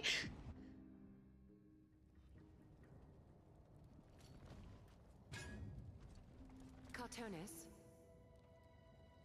Hmm? You're forging a sword for Finon, aren't you? I haven't seen you wield the hammer in so long. I couldn't help but be entranced by the sight. See, you're blind! You, Aglaya. In this form, you come to me. It means... That's right. At this moment, my physical form is already shattered. My journey as a human in this world has come to an end. Damn. It's time to fulfill our pact. Oh? Of course. The pact. I haven't forgotten. The thing I entrusted to you. Do you still have it? Far too plain this vessel is. Not worthy of you. Do you still insist? I insist. Over the past 1,000 years, every piece of fabric I've worked with has been tainted by my cold divinity. It's made me hate their colors, texture, and scent. This ornament stands apart. It was a gift from a child. She was pure The blind and kind. one? I mean, I the... often wished my childhood could have What, been deaf? like hers. She wasn't blind. Deaf and... How to say goodbye Mute. to everyone? Have you already planned? I'm afraid there's no such detailed plan at this time. I deeply regret not being able to say farewell to them, one by one. The moment has come. My departure will give them one less thing to worry about. No. This parting gift should help ease the regret of such a sudden goodbye. Invented for the Titans, Kremnos' soul-forging technology was. Though divinity it retains, filtered out, the remnants of humanity will be. Is that what you want, Aglaya? Cool. You've confirmed this with me repeatedly. Yes, Cartonis. I need you to do this for me. Condense my divinity into this ornament. No, It might I was still be right. useful in the future to help them complete their mission. Selfless until the end. Envy that child, there's no need to. Already lived a grand life your humanity has. Aww. Your praise puts my heart at ease, Grand Craftsman. So we'll still have the World Wide Web. Please, take me through the last tempering that fate has to offer.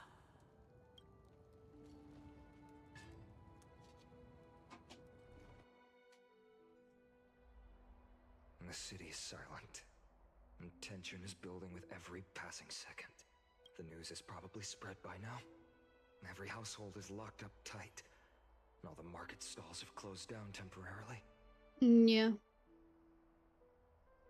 She really was taken by the cleaners. I can't imagine how she could have been taken down by a handful of assassins.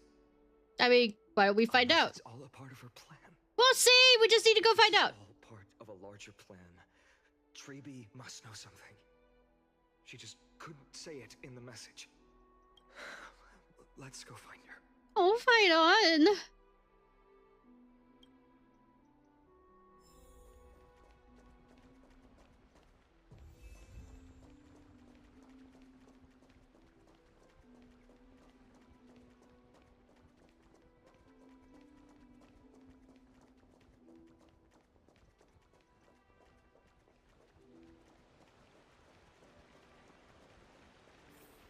Don came back before us. Well, maybe he's heard something.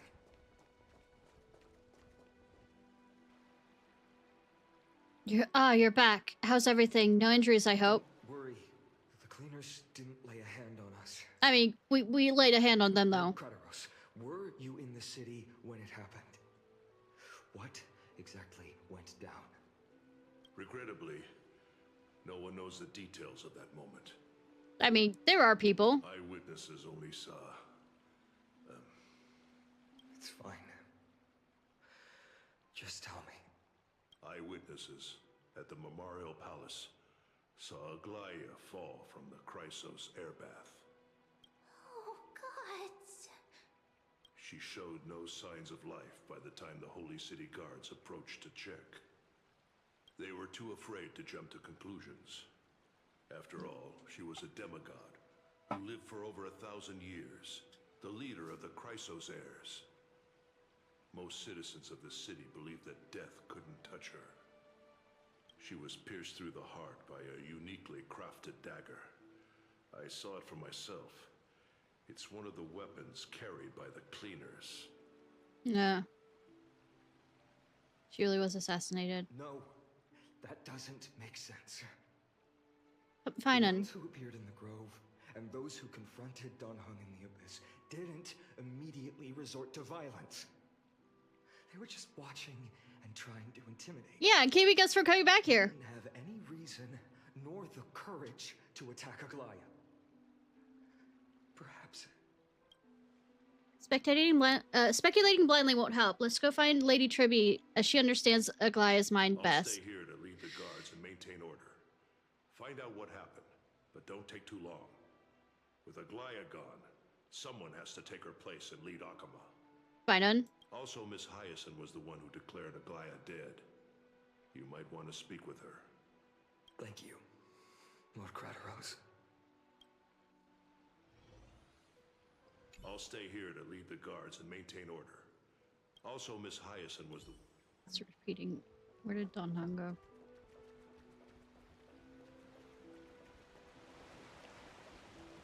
The baths are empty. No, Citizen feels like bathing after hearing such terrible news. Well, it's also the crime scene. Also the crime scene!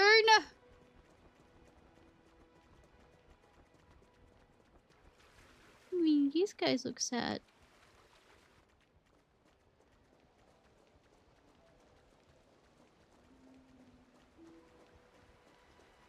Heroes, you're back. I mean, yes.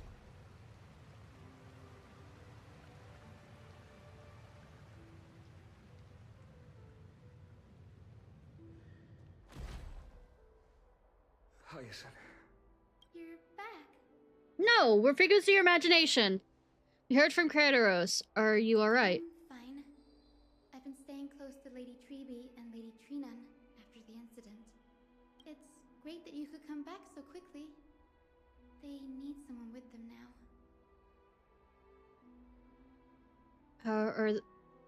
How are the two of them holding up? Not well. After all, we witnessed Lady Aglaya's last moments. I tried to treat her immediately, but even the sky's blessings, declaring her death was the hardest thing I've ever had to do as a doctor. Hi, Nana. Finan, don't push yourself. You're carrying a heavier burden now. Please, don't fall. It's fine. I can handle it. You sure? What I've lost is a mentor and a comrade in arms. But for Treeby and Trinan, they've lost a 1,000-year-old bond. Also, Losing a part of their lives. they also, like, different parts of them, like, Rest, Hyacinth. the split up parts of themselves they kept losing. You've been awake for a long time, haven't you? We'll handle things from here. Okay. See you later, everyone. Next, we should visit Lady Treeby. We, of course, will not see the dead body, I don't think. Chinese censorship.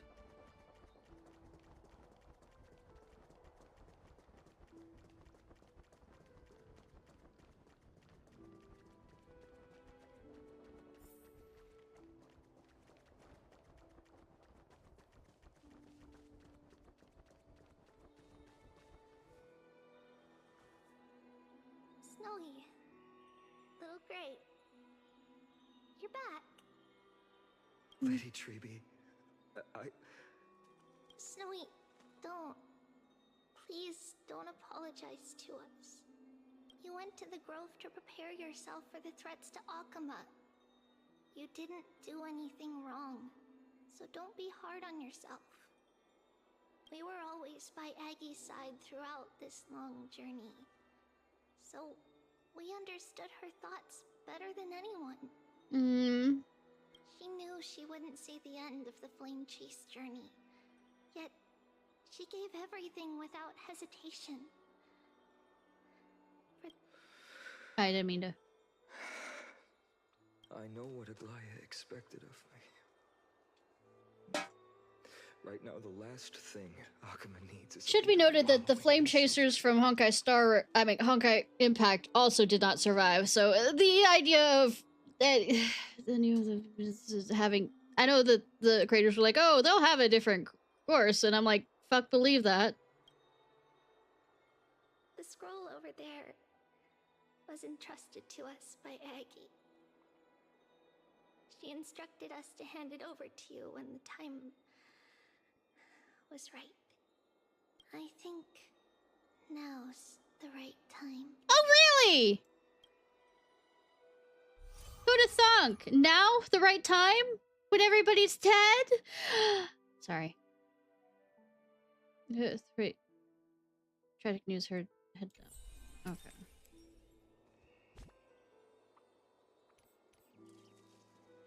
What? Magnet.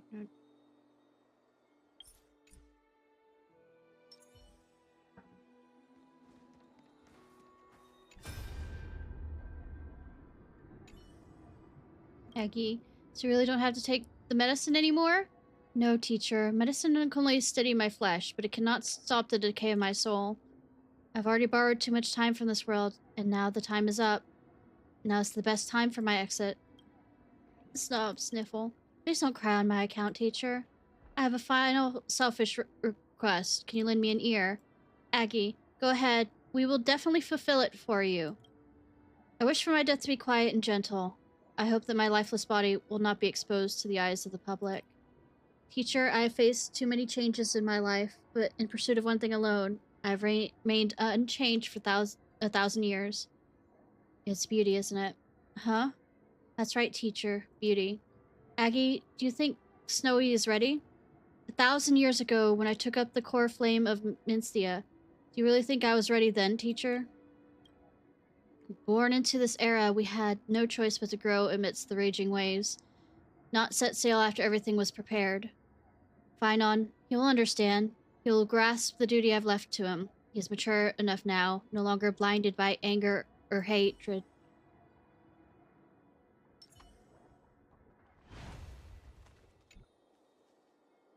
Finon, my humble student, my trusted colleague. As I write this, you are locked in a battle of words with the Council of Elders, fighting for the survival of the Flame Chase journey on a battlefield where the smoke of war is invisible. Yeah. I deeply regret and feel guilty for hastily pushing you and the Trailblazer into the debate. But please forgive me. At that moment, I could not afford to show any sign of weakness before you, as it would have crushed your morale. I considered the debate a routine affair, assuming I could win merely with the support and experience we'd accumulated over centuries. But I underestimated Kindness and her party's cunning, and also I mean, an ex absolutely led you away to have her killed anyways for Echinacea. The trap was likely set by the debater Calictus. He had prepared a severed golden thread in advance, revealing it to the public when Kindness was faltering in the debate. He claimed I was reading everyone's thoughts with the golden thread to cheat in the debate. I could have countered that low tactic in 100 ways. But my words slipped out before I could even think about them. With deceitful scoundrels like you in the crowd, I have no choice but to rely on the golden thread to keep watch over everything in this holy city. You can imagine the reaction that comment provoked. At that moment, I felt my time was running short. The divinity in this body might be eternal, but that is not the essence of me. I am a daughter of humanity. Yeah. Born of my mother, and I will die as a human. Realizing that my humanity was fading, I began to plan my exit. What kind of departure would not waste such a belated death? But I knew I couldn't simply fade away in my sleep like anyone else. The serpents have always lurked in the darkness, terrified of their heads being cut off by the golden thread. If my departure were to be calm and uneventful, it would only lead to a swarm of those serpents emerging from their nests. Regrettably, a peaceful death is a luxury I cannot afford. No. I must feign weakness deliberately to make those serpents lose patience and act rashly. Just as they think they've struck and sunk their fangs into my heels, that's when I'll strike back, igniting the final blaze to burn away the threats hidden in the shadows. No, yeah, we can go and, like, literally hunt them down. The blaze soaring into the sky might sow fear and confusion, but I have no worries about people losing their way. After all, Akima still has you to guide them, Finan. Yeah, but no pressure, though. None. You're not perfect, Finan. I've witnessed your confusion, recklessness, and deep sensitivity, dawn after dawn. The heavy burdens of your past have always weighed you down, inflicting deep pain. Yet, in your way, you are perfect. You embrace everyone's imperfections, always ready to find the precious qualities hidden beneath their rough exteriors. Unconditionally. That might be what sets our Sky Father Kefili apart from other deities. They recognize the imperfections in their creations, yet still choose to shine their light on them, offering protection with unconditional love.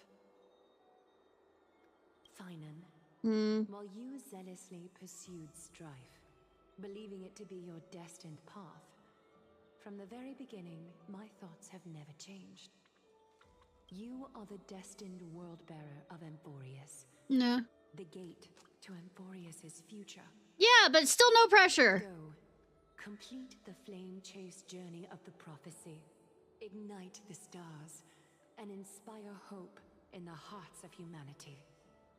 I will be waiting at the end of the West Wind, looking forward to the miracle you will create.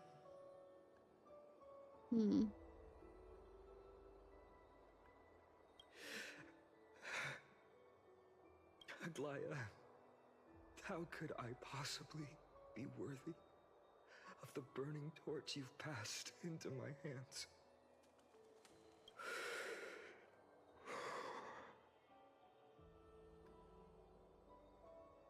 I mean... Dalang, can you do me a favor?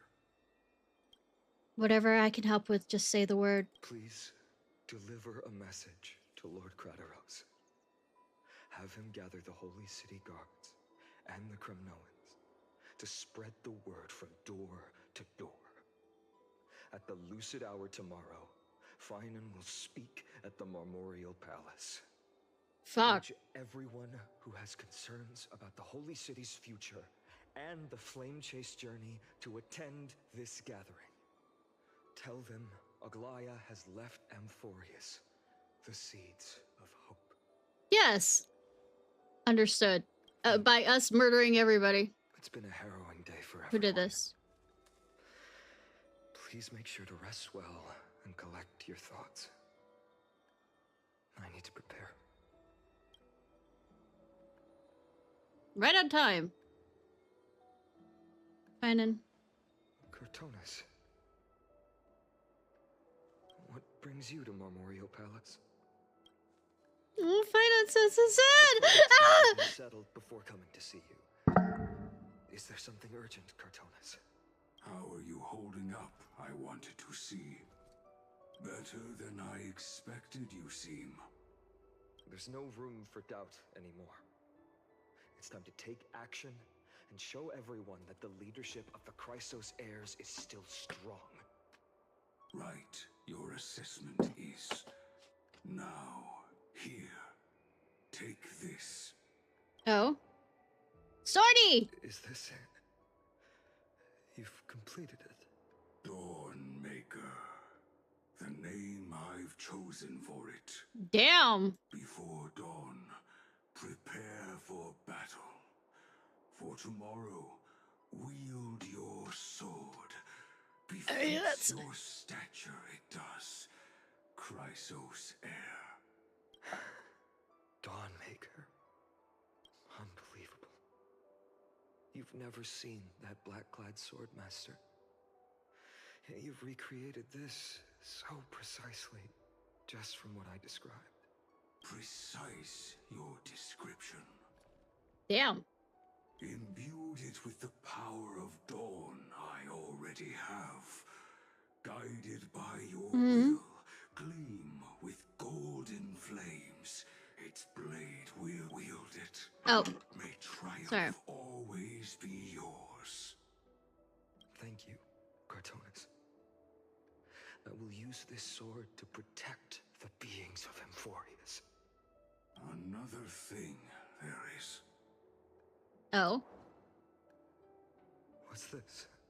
It glows. Stored here, the remnants of Aglaya's divinity are. Shiny. This was her commission. Her death she had long foreseen. Can she still hear us? It's difficult to confirm. About divinity, Yeah, about gods, we don't know shit. we know very little. In this way, she wanted to be with you. Always. I understand.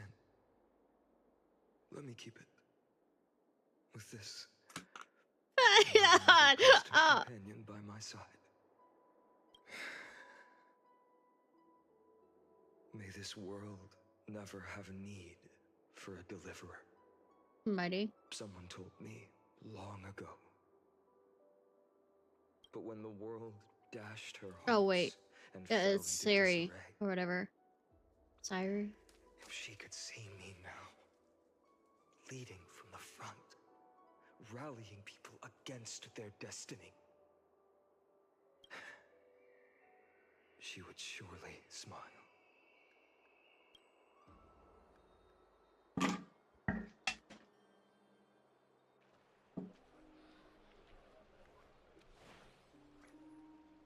How will the Holy City continue without Lady Goldweaver? It's fine. Look, Lord Finan is here. Will he step up to lead Akama? Yes. Not long ago, I spoke at the Citizens' Assembly at Dawncloud. Can't hear you over the rushing water. I wrestled with every word, searching for the right ones to rally support and keep the Chrysos Heir's flame chase alive. In the end, I remembered a lesson from one of my teachers. In battles where words are weapons, outrage and blind passion often overpower reason. I followed his strategy. I painted my opponents as nothing more Anaxa. than pests, tore apart their character, and laid out their crimes. The strategy worked. I secured enough votes to achieve my goal, but afterward, there wasn't even a flicker of joy. I realized that apparent victory masked a deeper failure. In my pursuit of success, I fueled division and strayed far from my very purpose that led me to the flame chase journey. All right. This journey was supposed to unify, not divide, to strengthen us, not weaken us. It was the gold thread that mended our rifts in the past. Some saw it as a means of surveillance, a tool of control. Are we saying yes to the Chinese government? That it was Aglaya who held this city and even this shattered world together. Now she is gone. Yes, as you have heard, the demigod Aglaya, who guarded the holy city for a millennium, has indeed fallen. No.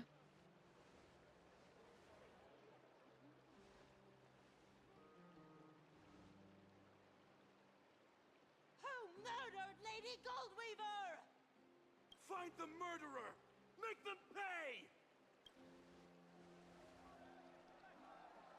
Violence! Violence! Violence! Violence! I felt the same as all of you initially.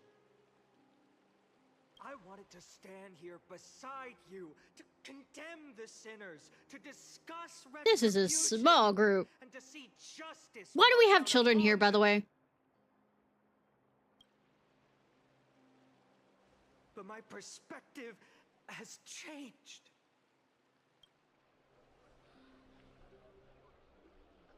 The golden threads that once bound this city have unraveled.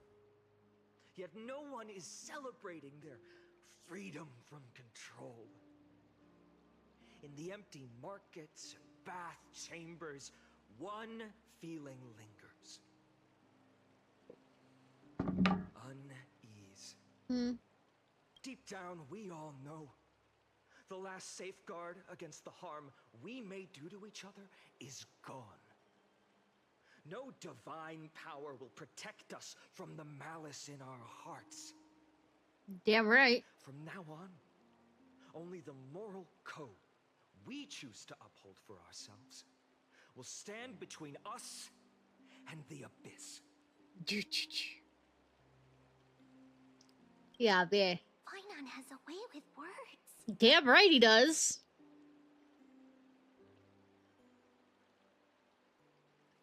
If it was me up there, I could do it too. There's something special about a man of letters. Indeed. Yeah, Danhung. The flame-chased journey. Where is he? Nearing its end. With only one titan left for the Chrysos heirs to conquer. Aquila. Before I rise to the skies, I challenge you. Cast out the shadows and malice within your hearts. Let your spirit shine brighter than the sky itself. No blinding people, please. Let me bear witness. Even without the divine authority of romance, Akama will remain a sanctuary in these end times. A place for the kind people Aglaya dreamed of. The kind of people foretold in prophecy. Okay. A better people. Prepare to be disappointed. Better people! Better people! Better people! Better people! Better people! Better people!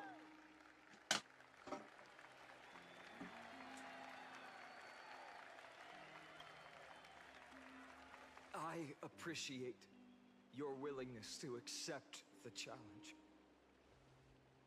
You have reminded me that Aglaya left me perhaps the simplest duty in the world. To bear the burden of creation, I need only to give one thing. It's a gift she once gave me without hesitation, and now I share it with each of you. Unshakable faith. Damn. There's still a long way to go before Amphorius is reborn. But we will not forget the past as we move forward. For the memories of Amphorius will always benefit future generations. Allow me this moment. I want to borrow a few minutes of your time to commemorate a demigod who protected the Holy City for a millennium.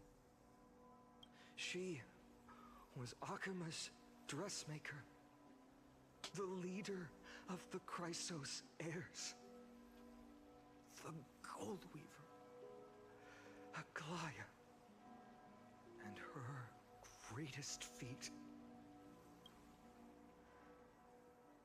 was being a selfless person.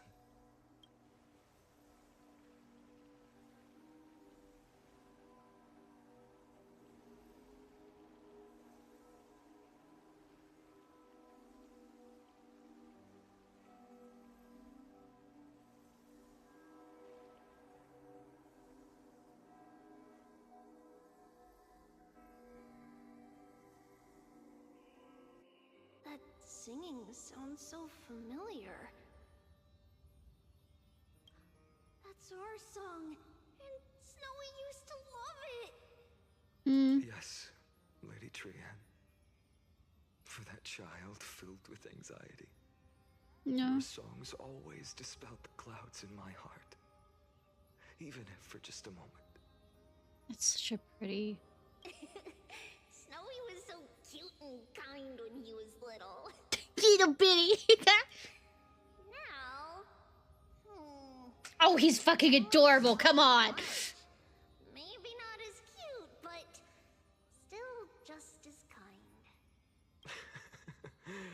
Time spares no one, so there's nothing we can do. But kindness, you helped nurture it in me. Don't mention it.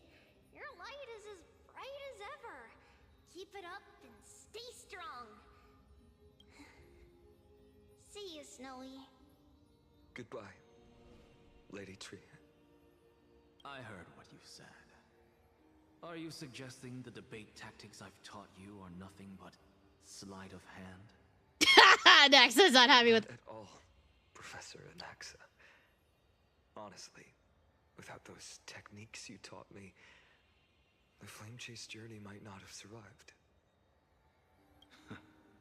Good thing your head's still clear. The Chrysos heir of Kefali. I had no idea you had it in you while I was drilling those formulas in your head in class. Damn. Who could have thought, Professor? Fine on! Completely forgotten those formulas now. Damn! Damn! Some things never change. In our next lives, I'll teach you how to truly embrace your divine duties.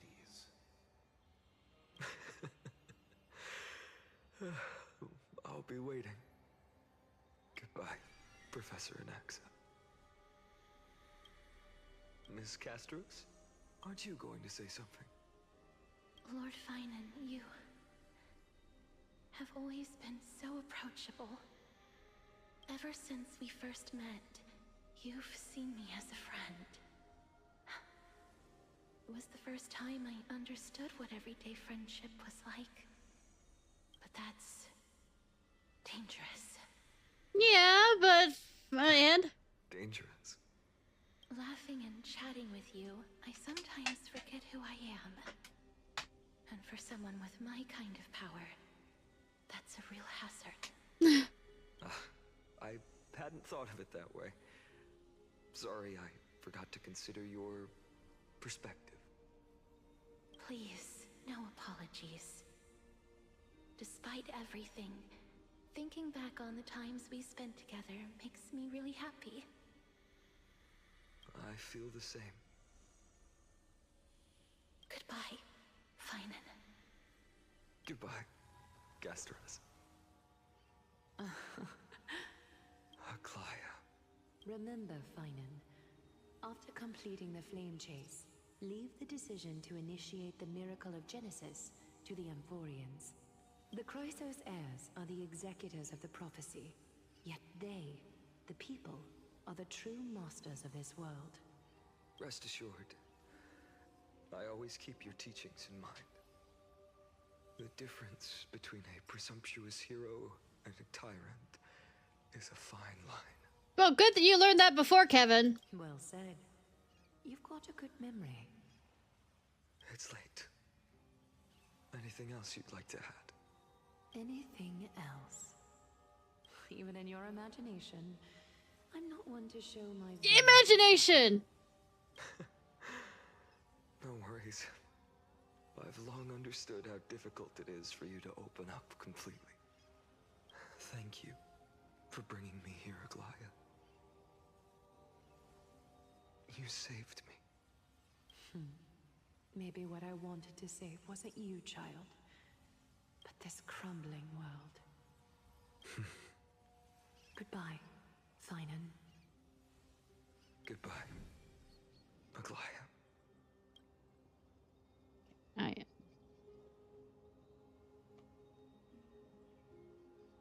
One second. I really like that.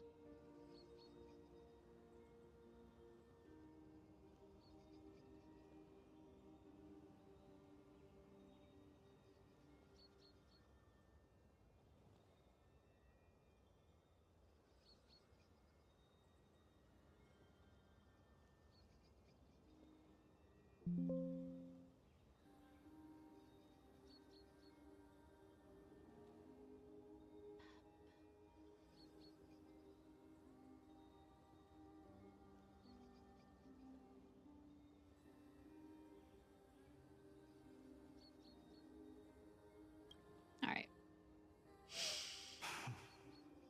Did you forget me? Forget you. Like I'd ever.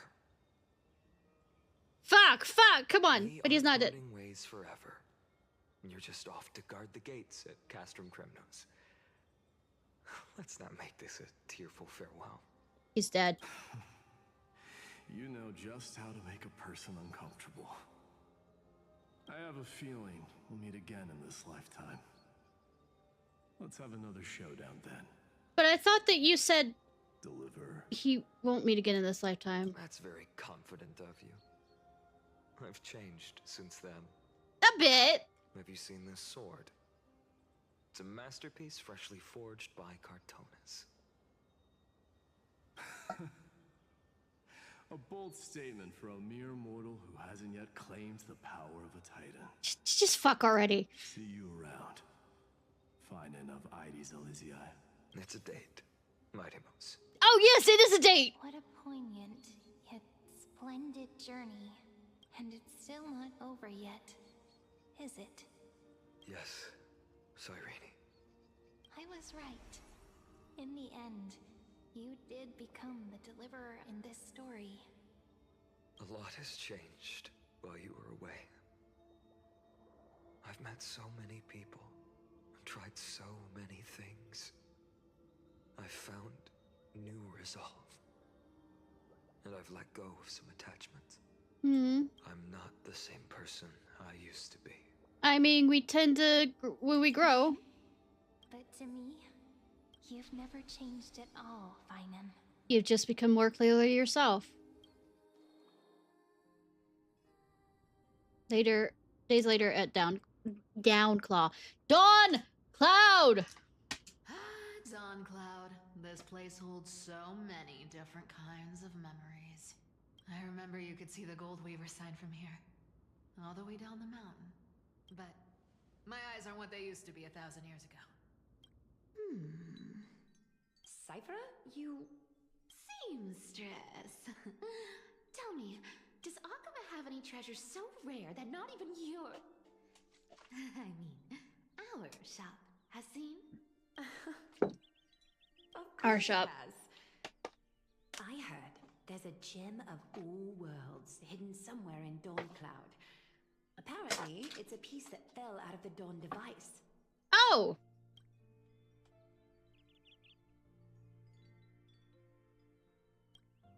It's truly a priceless treasure, being a part of Kefali's divine body. Even I, the Goldweaver, cannot witness its glamour. Gem of all worlds. Nice! Got it! Well, please keep looking after the shop while I... Let me guess. Cypher, you're probably already plotting to sneak into Dawncloud to steal that gem, aren't you? Yes. And your next move is probably trying to sell it to the highest bidder, then distribute that money to the poor and the refugees in the Holy City? Look, seamstress. Are you sure you aren't peeking No, she just knows you well enough by now. You might be skilled at covering up lies, but your compassion is all over your face. No. Plain as day.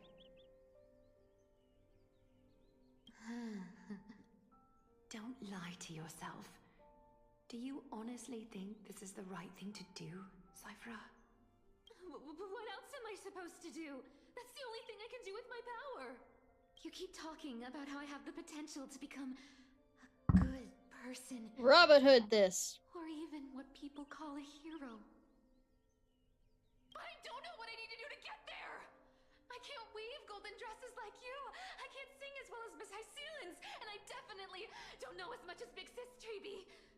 The only things I'm good at are the underhanded street smarts that no one even respects. I mean, those are awesome. But I still want to be worthy of you. I want to prove that you've made the right choice. Even thieves can dream. Yeah. Yeah. I know, Cypher. I know. You are justified in your anger. Destiny is never fair. And your path is doomed to be Even worse than everyone else's. You are fated to walk in the dark and bear the world's misunderstanding in this journey. But you have to believe that everyone in this world is unique in their own way. Unique. I am convinced that you're the only one who can bear the authority of trickery. Even if you have to contend with the legendary 300 master thieves of Dolos. Alibaba?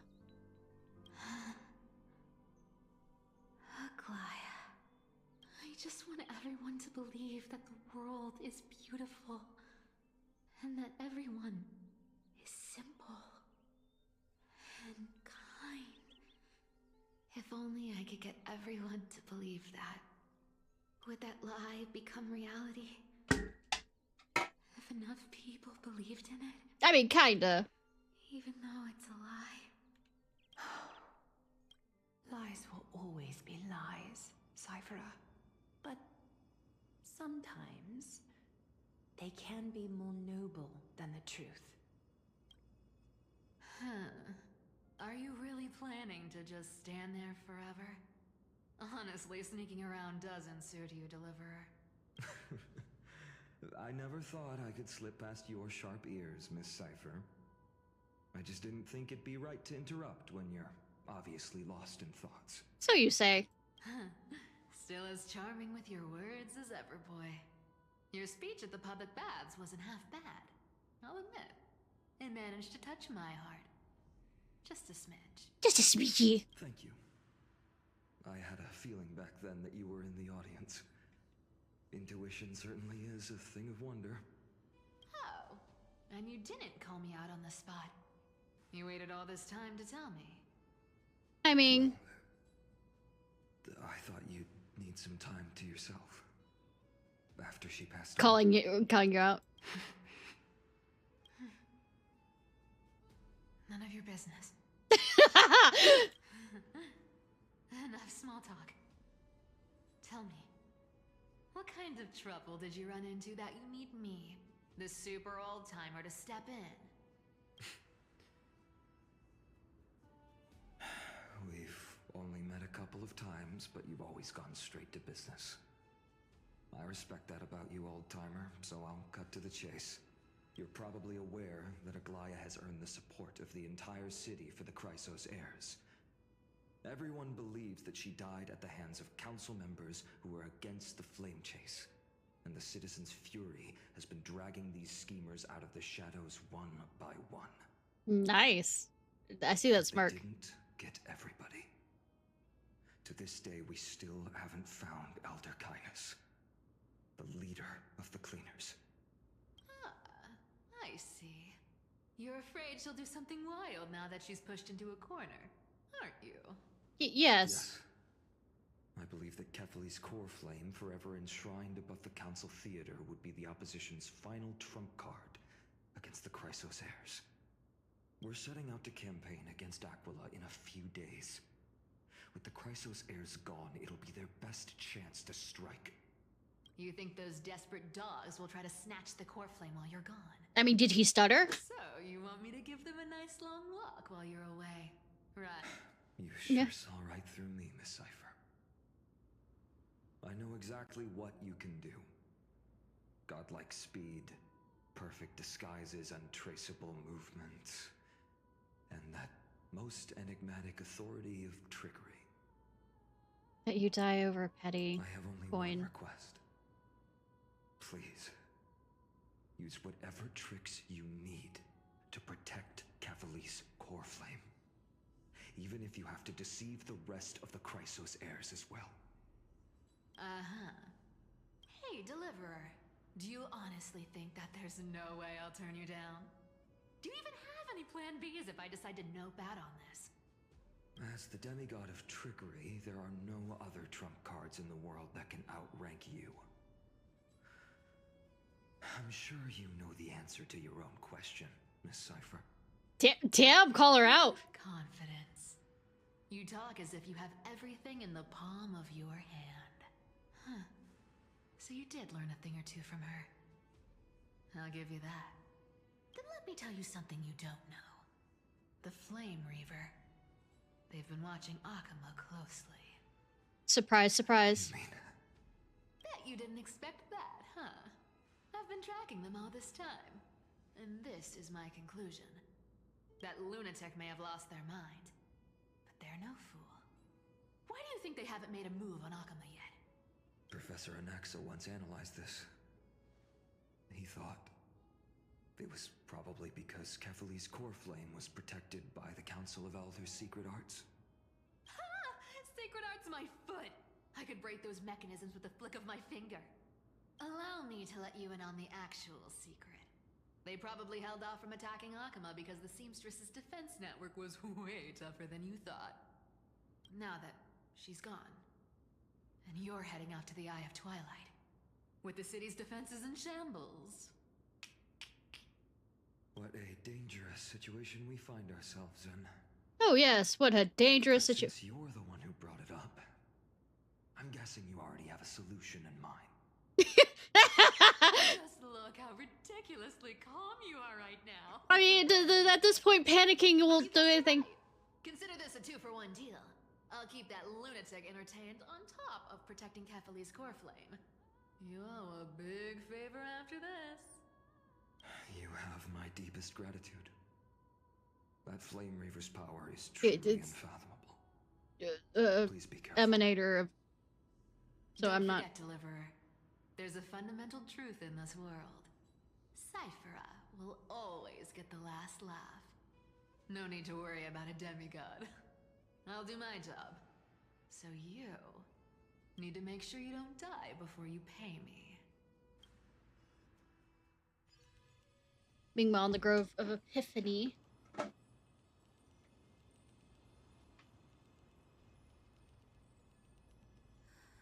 I'm back.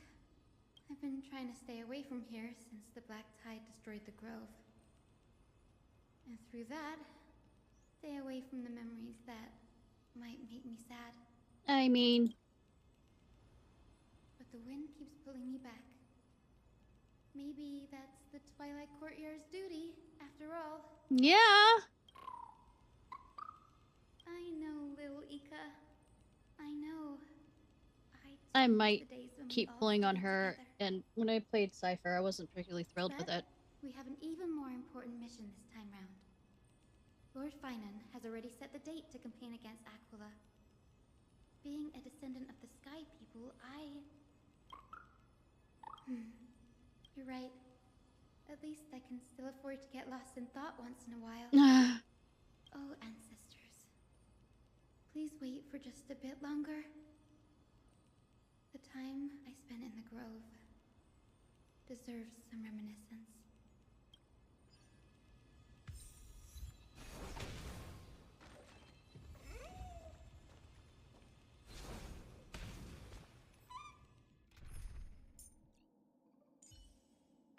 Professor Anaxa, it's time to put your theory into practice.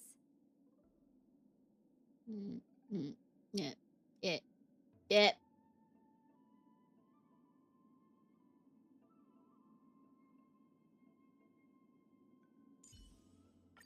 Your reputation precedes you. The ever... This was where Professor Anaxa gave us the lesson. D lesson or L lesson? I still see that day in my mind. Oh no. And that was your last lesson in the Grove. What? Now, each of you will head off on your own path. How much the Grove's teachings can help you in the real world depends Well, on Finan doesn't remember the formula, so, haha. However, heed this warning. If you ever do anything disgraceful out there, don't ever claim you were the student of Anaxagoras, one of the 7 sages. Professor Anaxa, there are still other classes scheduled on the calendar. Are you sure you didn't... Firstly, call me Professor Anaxagoras. Secondly, to clarify, the last lesson means the last lesson I will teach you. I will be entering seclusion from today onwards to research... Yeah, it's setting it onto... And all my teaching activities will be put on hold. Ah, I see. So you're saying that the lessons taught by all the other teachers aren't good enough to be considered lessons? Did he stutter? All you do every day is wag that sharp tongue of yours. That's a credit deduction, fine enough IDs Elysiae. I have nothing left to say. Next. Please wait, Professor. According to the Grove's protocols for a cohort's final class, the lecturer should take some time in that lesson to discuss the students' post-graduation aspirations with them and guide them toward a solid path. That sounds like not my problem. Surely you can't skip such a crucial step, Professor. The teaching assistant, Miss Hyacinth, is truly Professor Anaxa's nemesis. Fine. Since Hyacinthia insists on this, let's go through the process. Since some of you are so eager to speak, why don't we start with you, Finan of IDs Elysiae? What is your post-graduation aspiration? Rule over the world. Me? Well, it's not exactly an aspiration, but the only thing I want to do is to protect the people I care about. I see. So you want to be a hero? How boring. Next. I didn't say. Casterus, you've been giggling for quite some time. How about you go next? Perhaps my answer is a bit vague and meaningless, Professor Anaxagoras, but I hope the world can be freed from the agony of death, so that every living being may find calming peace. How naive. So naive that it makes me want to weep for your fairy tale. Damn. Damn! This is why I don't want to follow those outdated protocols. All I get are boring answers. Since you suggested this whole process, why don't you wrap this up, Hyacinthia? Share your aspiration. I love that he calls everybody fully. See if yours stands out. So it's finally my turn. Good thing I came prepared. My aspiration is nothing less than completing the final blank page at the end of the hero's epic. Blank page? An interesting description. Do explain, assistant. I've read all of Amphorius's heroic epics while studying at the Grove, and a common thread came to my attention. Almost every epic ends with a description of the hero's achievements. But few mention how the everyday people of that time lived. No one recorded the struggles and suffering the commoners endured. So you're saying that, instead of legendary heroes, you're more focused on commoners living on the peripheries of historical records. Perhaps I'm influenced by my background. My ancestor, Seliosi the Day Thunder Knight, raised her spear against the sky and ushered in the flame-chasing era that continues to this day. Her story is told to every child descended from the Skyfolk. We have no doubts about Seliosi's greatness, yet her towering figure overshadowed every record from that entire era. What about the Day Thunder Knight's family, allies, and friends? What about the survivors and those who died in the great battles? Whenever I think about their stories by the campfire, I realize No. the details of those legends have been long lost. And only Seliosi's name remains. Her brilliance had become as blinding as Aquila's, lording over everything on the ground. That's why I'm glad that my era does not lack heroes. All my ancestors had was a sad past. But I have a future I want to protect. Instead of becoming a hero and ushering in a golden deluge to baptize the world anew. Well, too bad you're going to join the fame chase journey. And save all the ordinary humans from drowning in the rising waves. I wish not to return to the sky, but to walk among the masses on Earth. I believe it's the only way for the saga of creation to include a footnote for the everyday people in its blank page. getting embarrassed from remembering how I said all that. Damn. But my beliefs have never changed. Now I really have a chance to stay behind the hero's front line and realize my dream. Yeah, but you're not gonna. Hyacinth? Danny, what are you doing here? I didn't expect to see you again in the Grove. Faithin mentioned you were gearing... Fine on why I said Faithin, because I've been also playing ZZZ. Finon mentioned you were gearing up the campaign against Aquila. Are you here? You guessed it. To reach Aquila's realm in the sky, descendants of the Sky People must perform a bloodline ceremony, summon the spirits of our ancestors, and get their Not piss them off? That's the only way for creatures on Earth to forge the rainbow bridge to the sky. Where all our pets go? The soul of the first ancestor I want to see is here in the Grove. Rainbow Bridge is essential to retrieving the core flame of Aquila, but undertaking such a vital ceremony alone is far too risky. Don't worry. I have little Ika with me. You will protect me, won't you? Yes. Good, Ika. Well, what brings you here, Danny? I'm playing the story. I'm collecting as many myths and research about the Titans as I can. Everything about Inforius is a valuable addition to our databank when I get back to the Astral Express. Right. If all goes as planned, you and Gray will be able to go home after this mission, won't you? Will we? Yes, assuming we can actually break the curse about the worlds beyond the sky. I have a feeling it's not going to be smooth sailing. Could it be that you too have some kind of hidden powers to make prophecies now? No, it's just intuition of how long we've been trailblazing.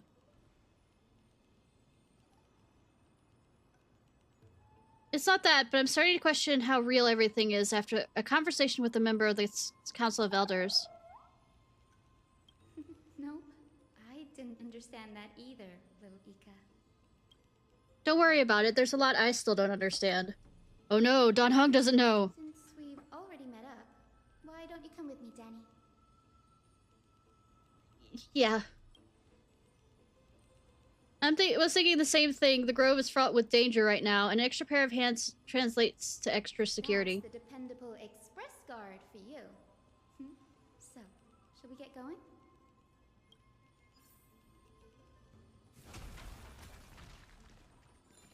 Please fix it.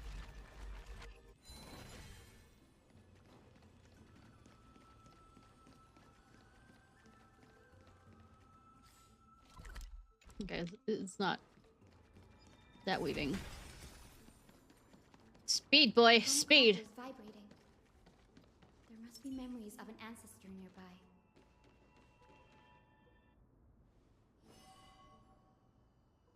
What's this? What's this? This is the divine object of the Sky People, the Chroma Coffer. Our ancestors dictated that when a descendant of the Sky Folk is ready to challenge Aquila again, they must first awaken the spirits of their ancestors with the Chroma Coffer and receive their benediction. Oh, white mage blessing? Only after this can the chosen Sky Folk reascend to the heavens. Benediction is a spell that Final Fantasy XIV that white mages can do to fully heal somebody. It has a long cooldown, though.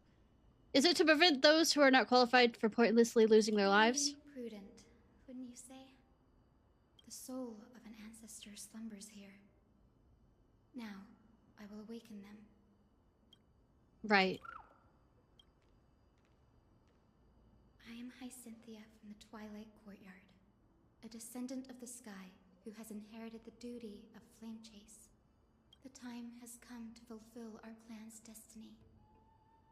I will join the heroes of the prophecy to return to the sky and retrieve the core flame. Ancestor, please bestow upon me your generous blessing.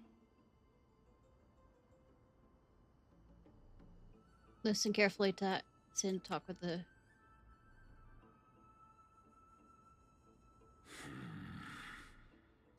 Judgment. Has awakened me. Judgment has. Hi, Hyacinthia, a descendant of the Sky People. I apologize for interrupting your slumber. I mean, that's the whole point. You are Lord Crispus, aren't you? I've read your story in our family tree. You were a righteous judge who vindicated many who were wrongfully accused. I never imagined someone I mean, in shoot this the blank era page would thing. still remember my name. So, our bloodline and duty have continued to this distant age. You know what age is distant to? It has. I have awakened you in the hope of receiving your blessing. For the flame chase journey is nearing its perfect conclusion. And retrieving the core flame of Aquila is the final challenge the heroes will face. Perfect conclusion. Hyacinthia, you look very young, and you do not have the bearings of a warrior who can contend with a titan. How can you convince me that this blessing will not turn into a curse? No promises. Like you to your demise. 1,000 years ago, Seliosi, who conquered the skies, left behind legends and a will, entrusting the mission to return the Sky Titan's core flame to their descendants, to people like you and me. Though I'm not a warrior, I will not turn away from the mission that has flowed through our blood for 1,000 years. And I am not fighting alone. I have the strongest and most tenacious companions in the world. Amphorius is in an era brimming with heroes. The burden of retrieving Aquila's core flame no longer rests solely on the shoulders of the My friends are my power! I now wield the power of healing. I aim to mend the fissures in the sky and heal the wounds of the people. I desire to define the mission of the Skyfolk in my own terms, to conclude the vigil that has spanned millennia. I sense resilience in your words, not an outward. I mean, you did say that she didn't have the bearings of a warrior. Deeper within, receive my blessings, young Hyacinthia. May you gain wings to return to the sky via the bridge of rainbows. The gay bridge. Let's go! Let's go! Thank you for your trust, Lord Crispus. We won't let you down. I mean, I might, but, y'all won't. Well done, Hyacinth. Thank you. My ancestors were all pretty strong-willed people. It won't be easy convincing them. Well, I have to hit some of them, even though they're... In my head more times than I can count. Looks like your efforts paid off. Now, the next ancestor on the list. Her spirit is set to rest in the vortex of Genesis. A pity that the ceremony has to be performed in strict order. Hi, Rose! How are you? Back to Akama together, Danny. The voice of Vortex of Genesis, huh? I have a suggestion. Remember how you suggested I learn the secret arts of water from the priests? I've been practicing that in my spare time.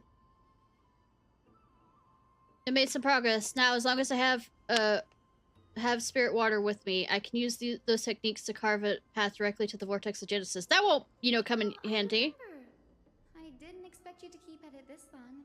I mean, cloud high magic does involve water. Compared to the currents of my home, the waters of Amphorius are rather untamed. Subduing the waters wasn't easy, but I've gotten the hang of it now. That makes sense. Bagusa was always described as a fickle titan in the myths.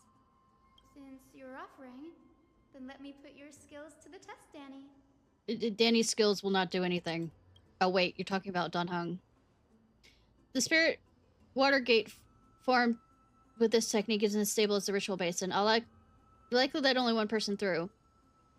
As the priest designated, the entry serves as an exit. You'll need to come back through the vortex once you've met your ancestor spirit. Little Ika and I will be waiting. Got it. I'm counting on you, Danny.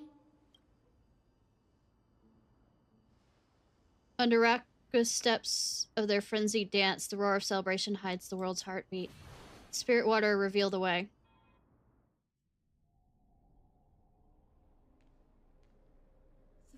6 of Genesis. Unbelievable. Danny is full of surprises. I'm not. I mean, Dunhung is not. But this does feel way more disorienting than the ritual basin. Wait, is Lady Treeby here too? And who is that next to her? Oh, I think I know who that is. Do you have to go already, Sci-fi? It's been ages since you were last in Akama. Aww. Taken some time to rest, and we could have caught up. Yeah, sadness. That's all right, big sister Treeby. I've gotten used to life on the road. Staying in this bustling city actually feels off. Besides, your prize student gave me an incredibly tough mission to handle. Cut Snowy some slack, Sci-fi. He's still so young, yet he's shouldering all the responsibilities Aggie left behind. I love her nails. Oh my god! Besides, Snowy's not the kind to ask for help lightly. Since he came to you, it means you're the best person for the job. You really spoil him, big sis Treeby. Guess I'm past the age for someone to look after me. Yes, we are old people! Sci-fi. Just kidding. I get it. That deliverer boy does have a certain charisma about Je ne sais quoi.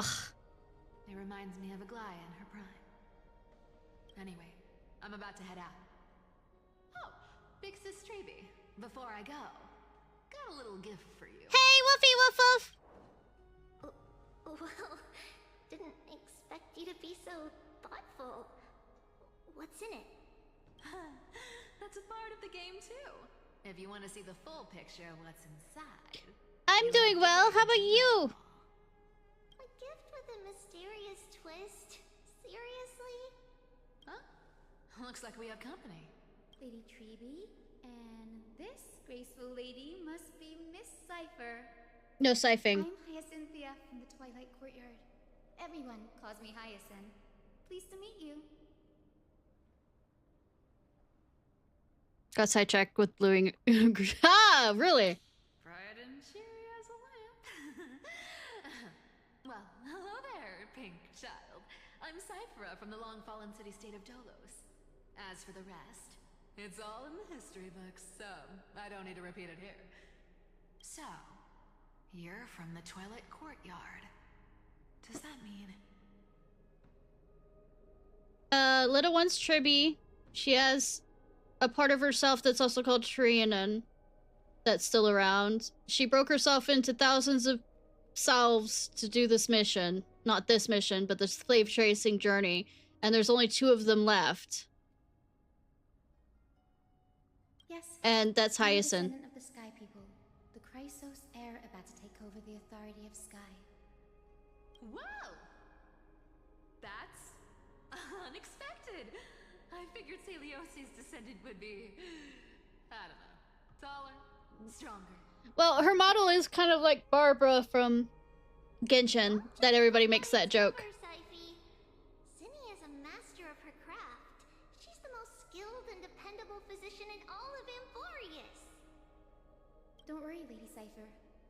I may not be as strong and warlike as Lady Celiosi from 1,000 years ago, but I'm confident. It is a pretty red color. Of the Skyfolk.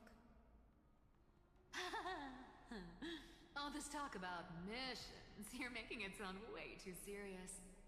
I take nothing seriously. For yourself, girl. Don't push yourself too hard. Yeah, redheads are nice. Face all scratched out by Aquila's claws. Sci-fi cracking jokes. Looks like you haven't forgotten what Aggie said all those years ago. Anyway, I've got a mission to handle, so I'll get going. Yep. I mean, I never said I was good. In that sense, I can be nice or bad. Good luck, Miss Hyacinth. And if things get tough, just let that deliverer take the lead. Showing off my locks. I mean, they are pretty locks, aren't they? Yeah. Cypher uses the Coin of Whimsy's ability and teleports away from the vortex. Miss Cypher is in such a hurry. Yeah! Don't worry. She's always been like that. It's good to have her back in Akama lending a hand. Whoa! No, it's for everybody else's safety. Ishnai needs to be kept in a cage. Aren't you, Cinny? It's the perfect opportunity for me to go and tuck Cypher's gift away somewhere safe. The Vortex of Genesis is all yours.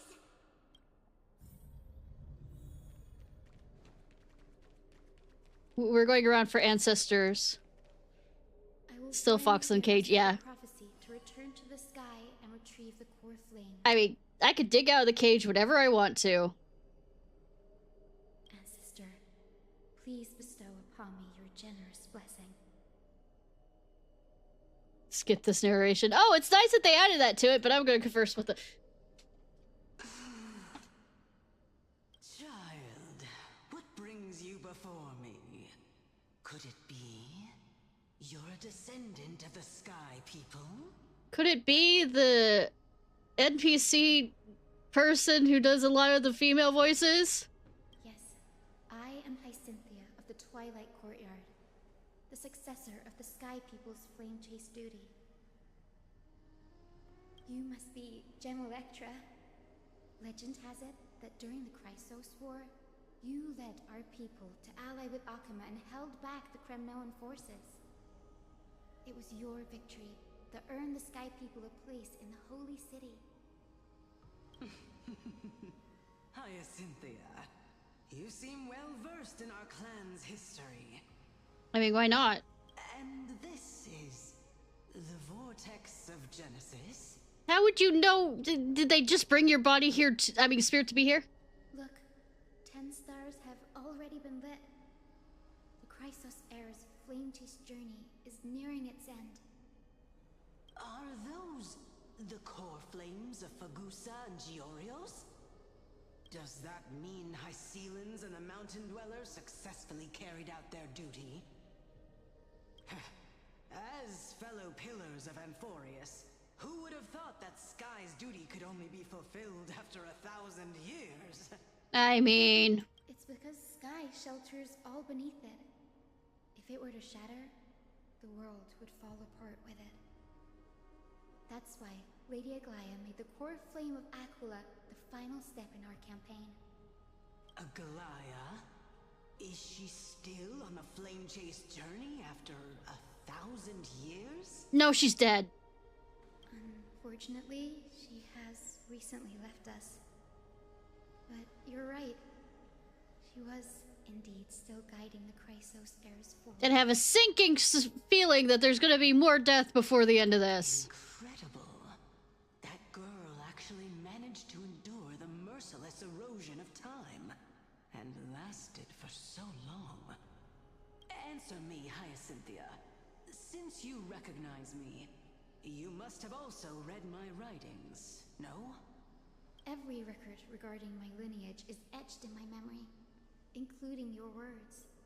In that case, you're probably aware of the prophecy I sought from a certain Trebios. Which one? Yes. At the end of the Rainbow Bridge, the Sky Folk will mend dusk and dawn.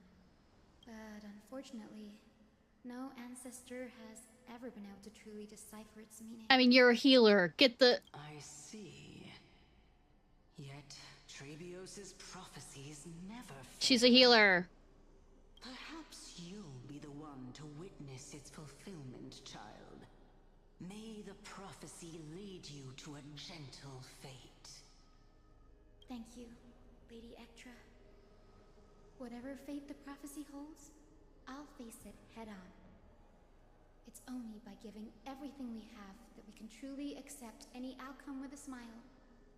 Won't you agree? You know what I feel like? Popcorn. I like you, child. You know what I'm gonna go get after this conversation, son? Could go on a little longer. Popcorn. Take my blessing, Hyacinthia. When I first saw you, I indeed had my doubts. But your resolve has touched me. If Sky's divinity is fated to pass on, I Like hope buttered it popcorn. incorporates your optimism and kindness. Your blessing is a treasure beyond measure, General. Rest well. I'll make sure your gift is put to its best use.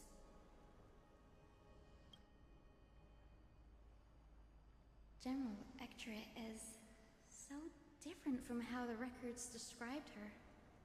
She's quite a gentle person.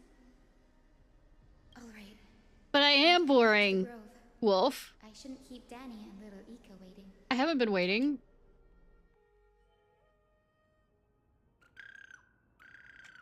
Pausing. Be right back.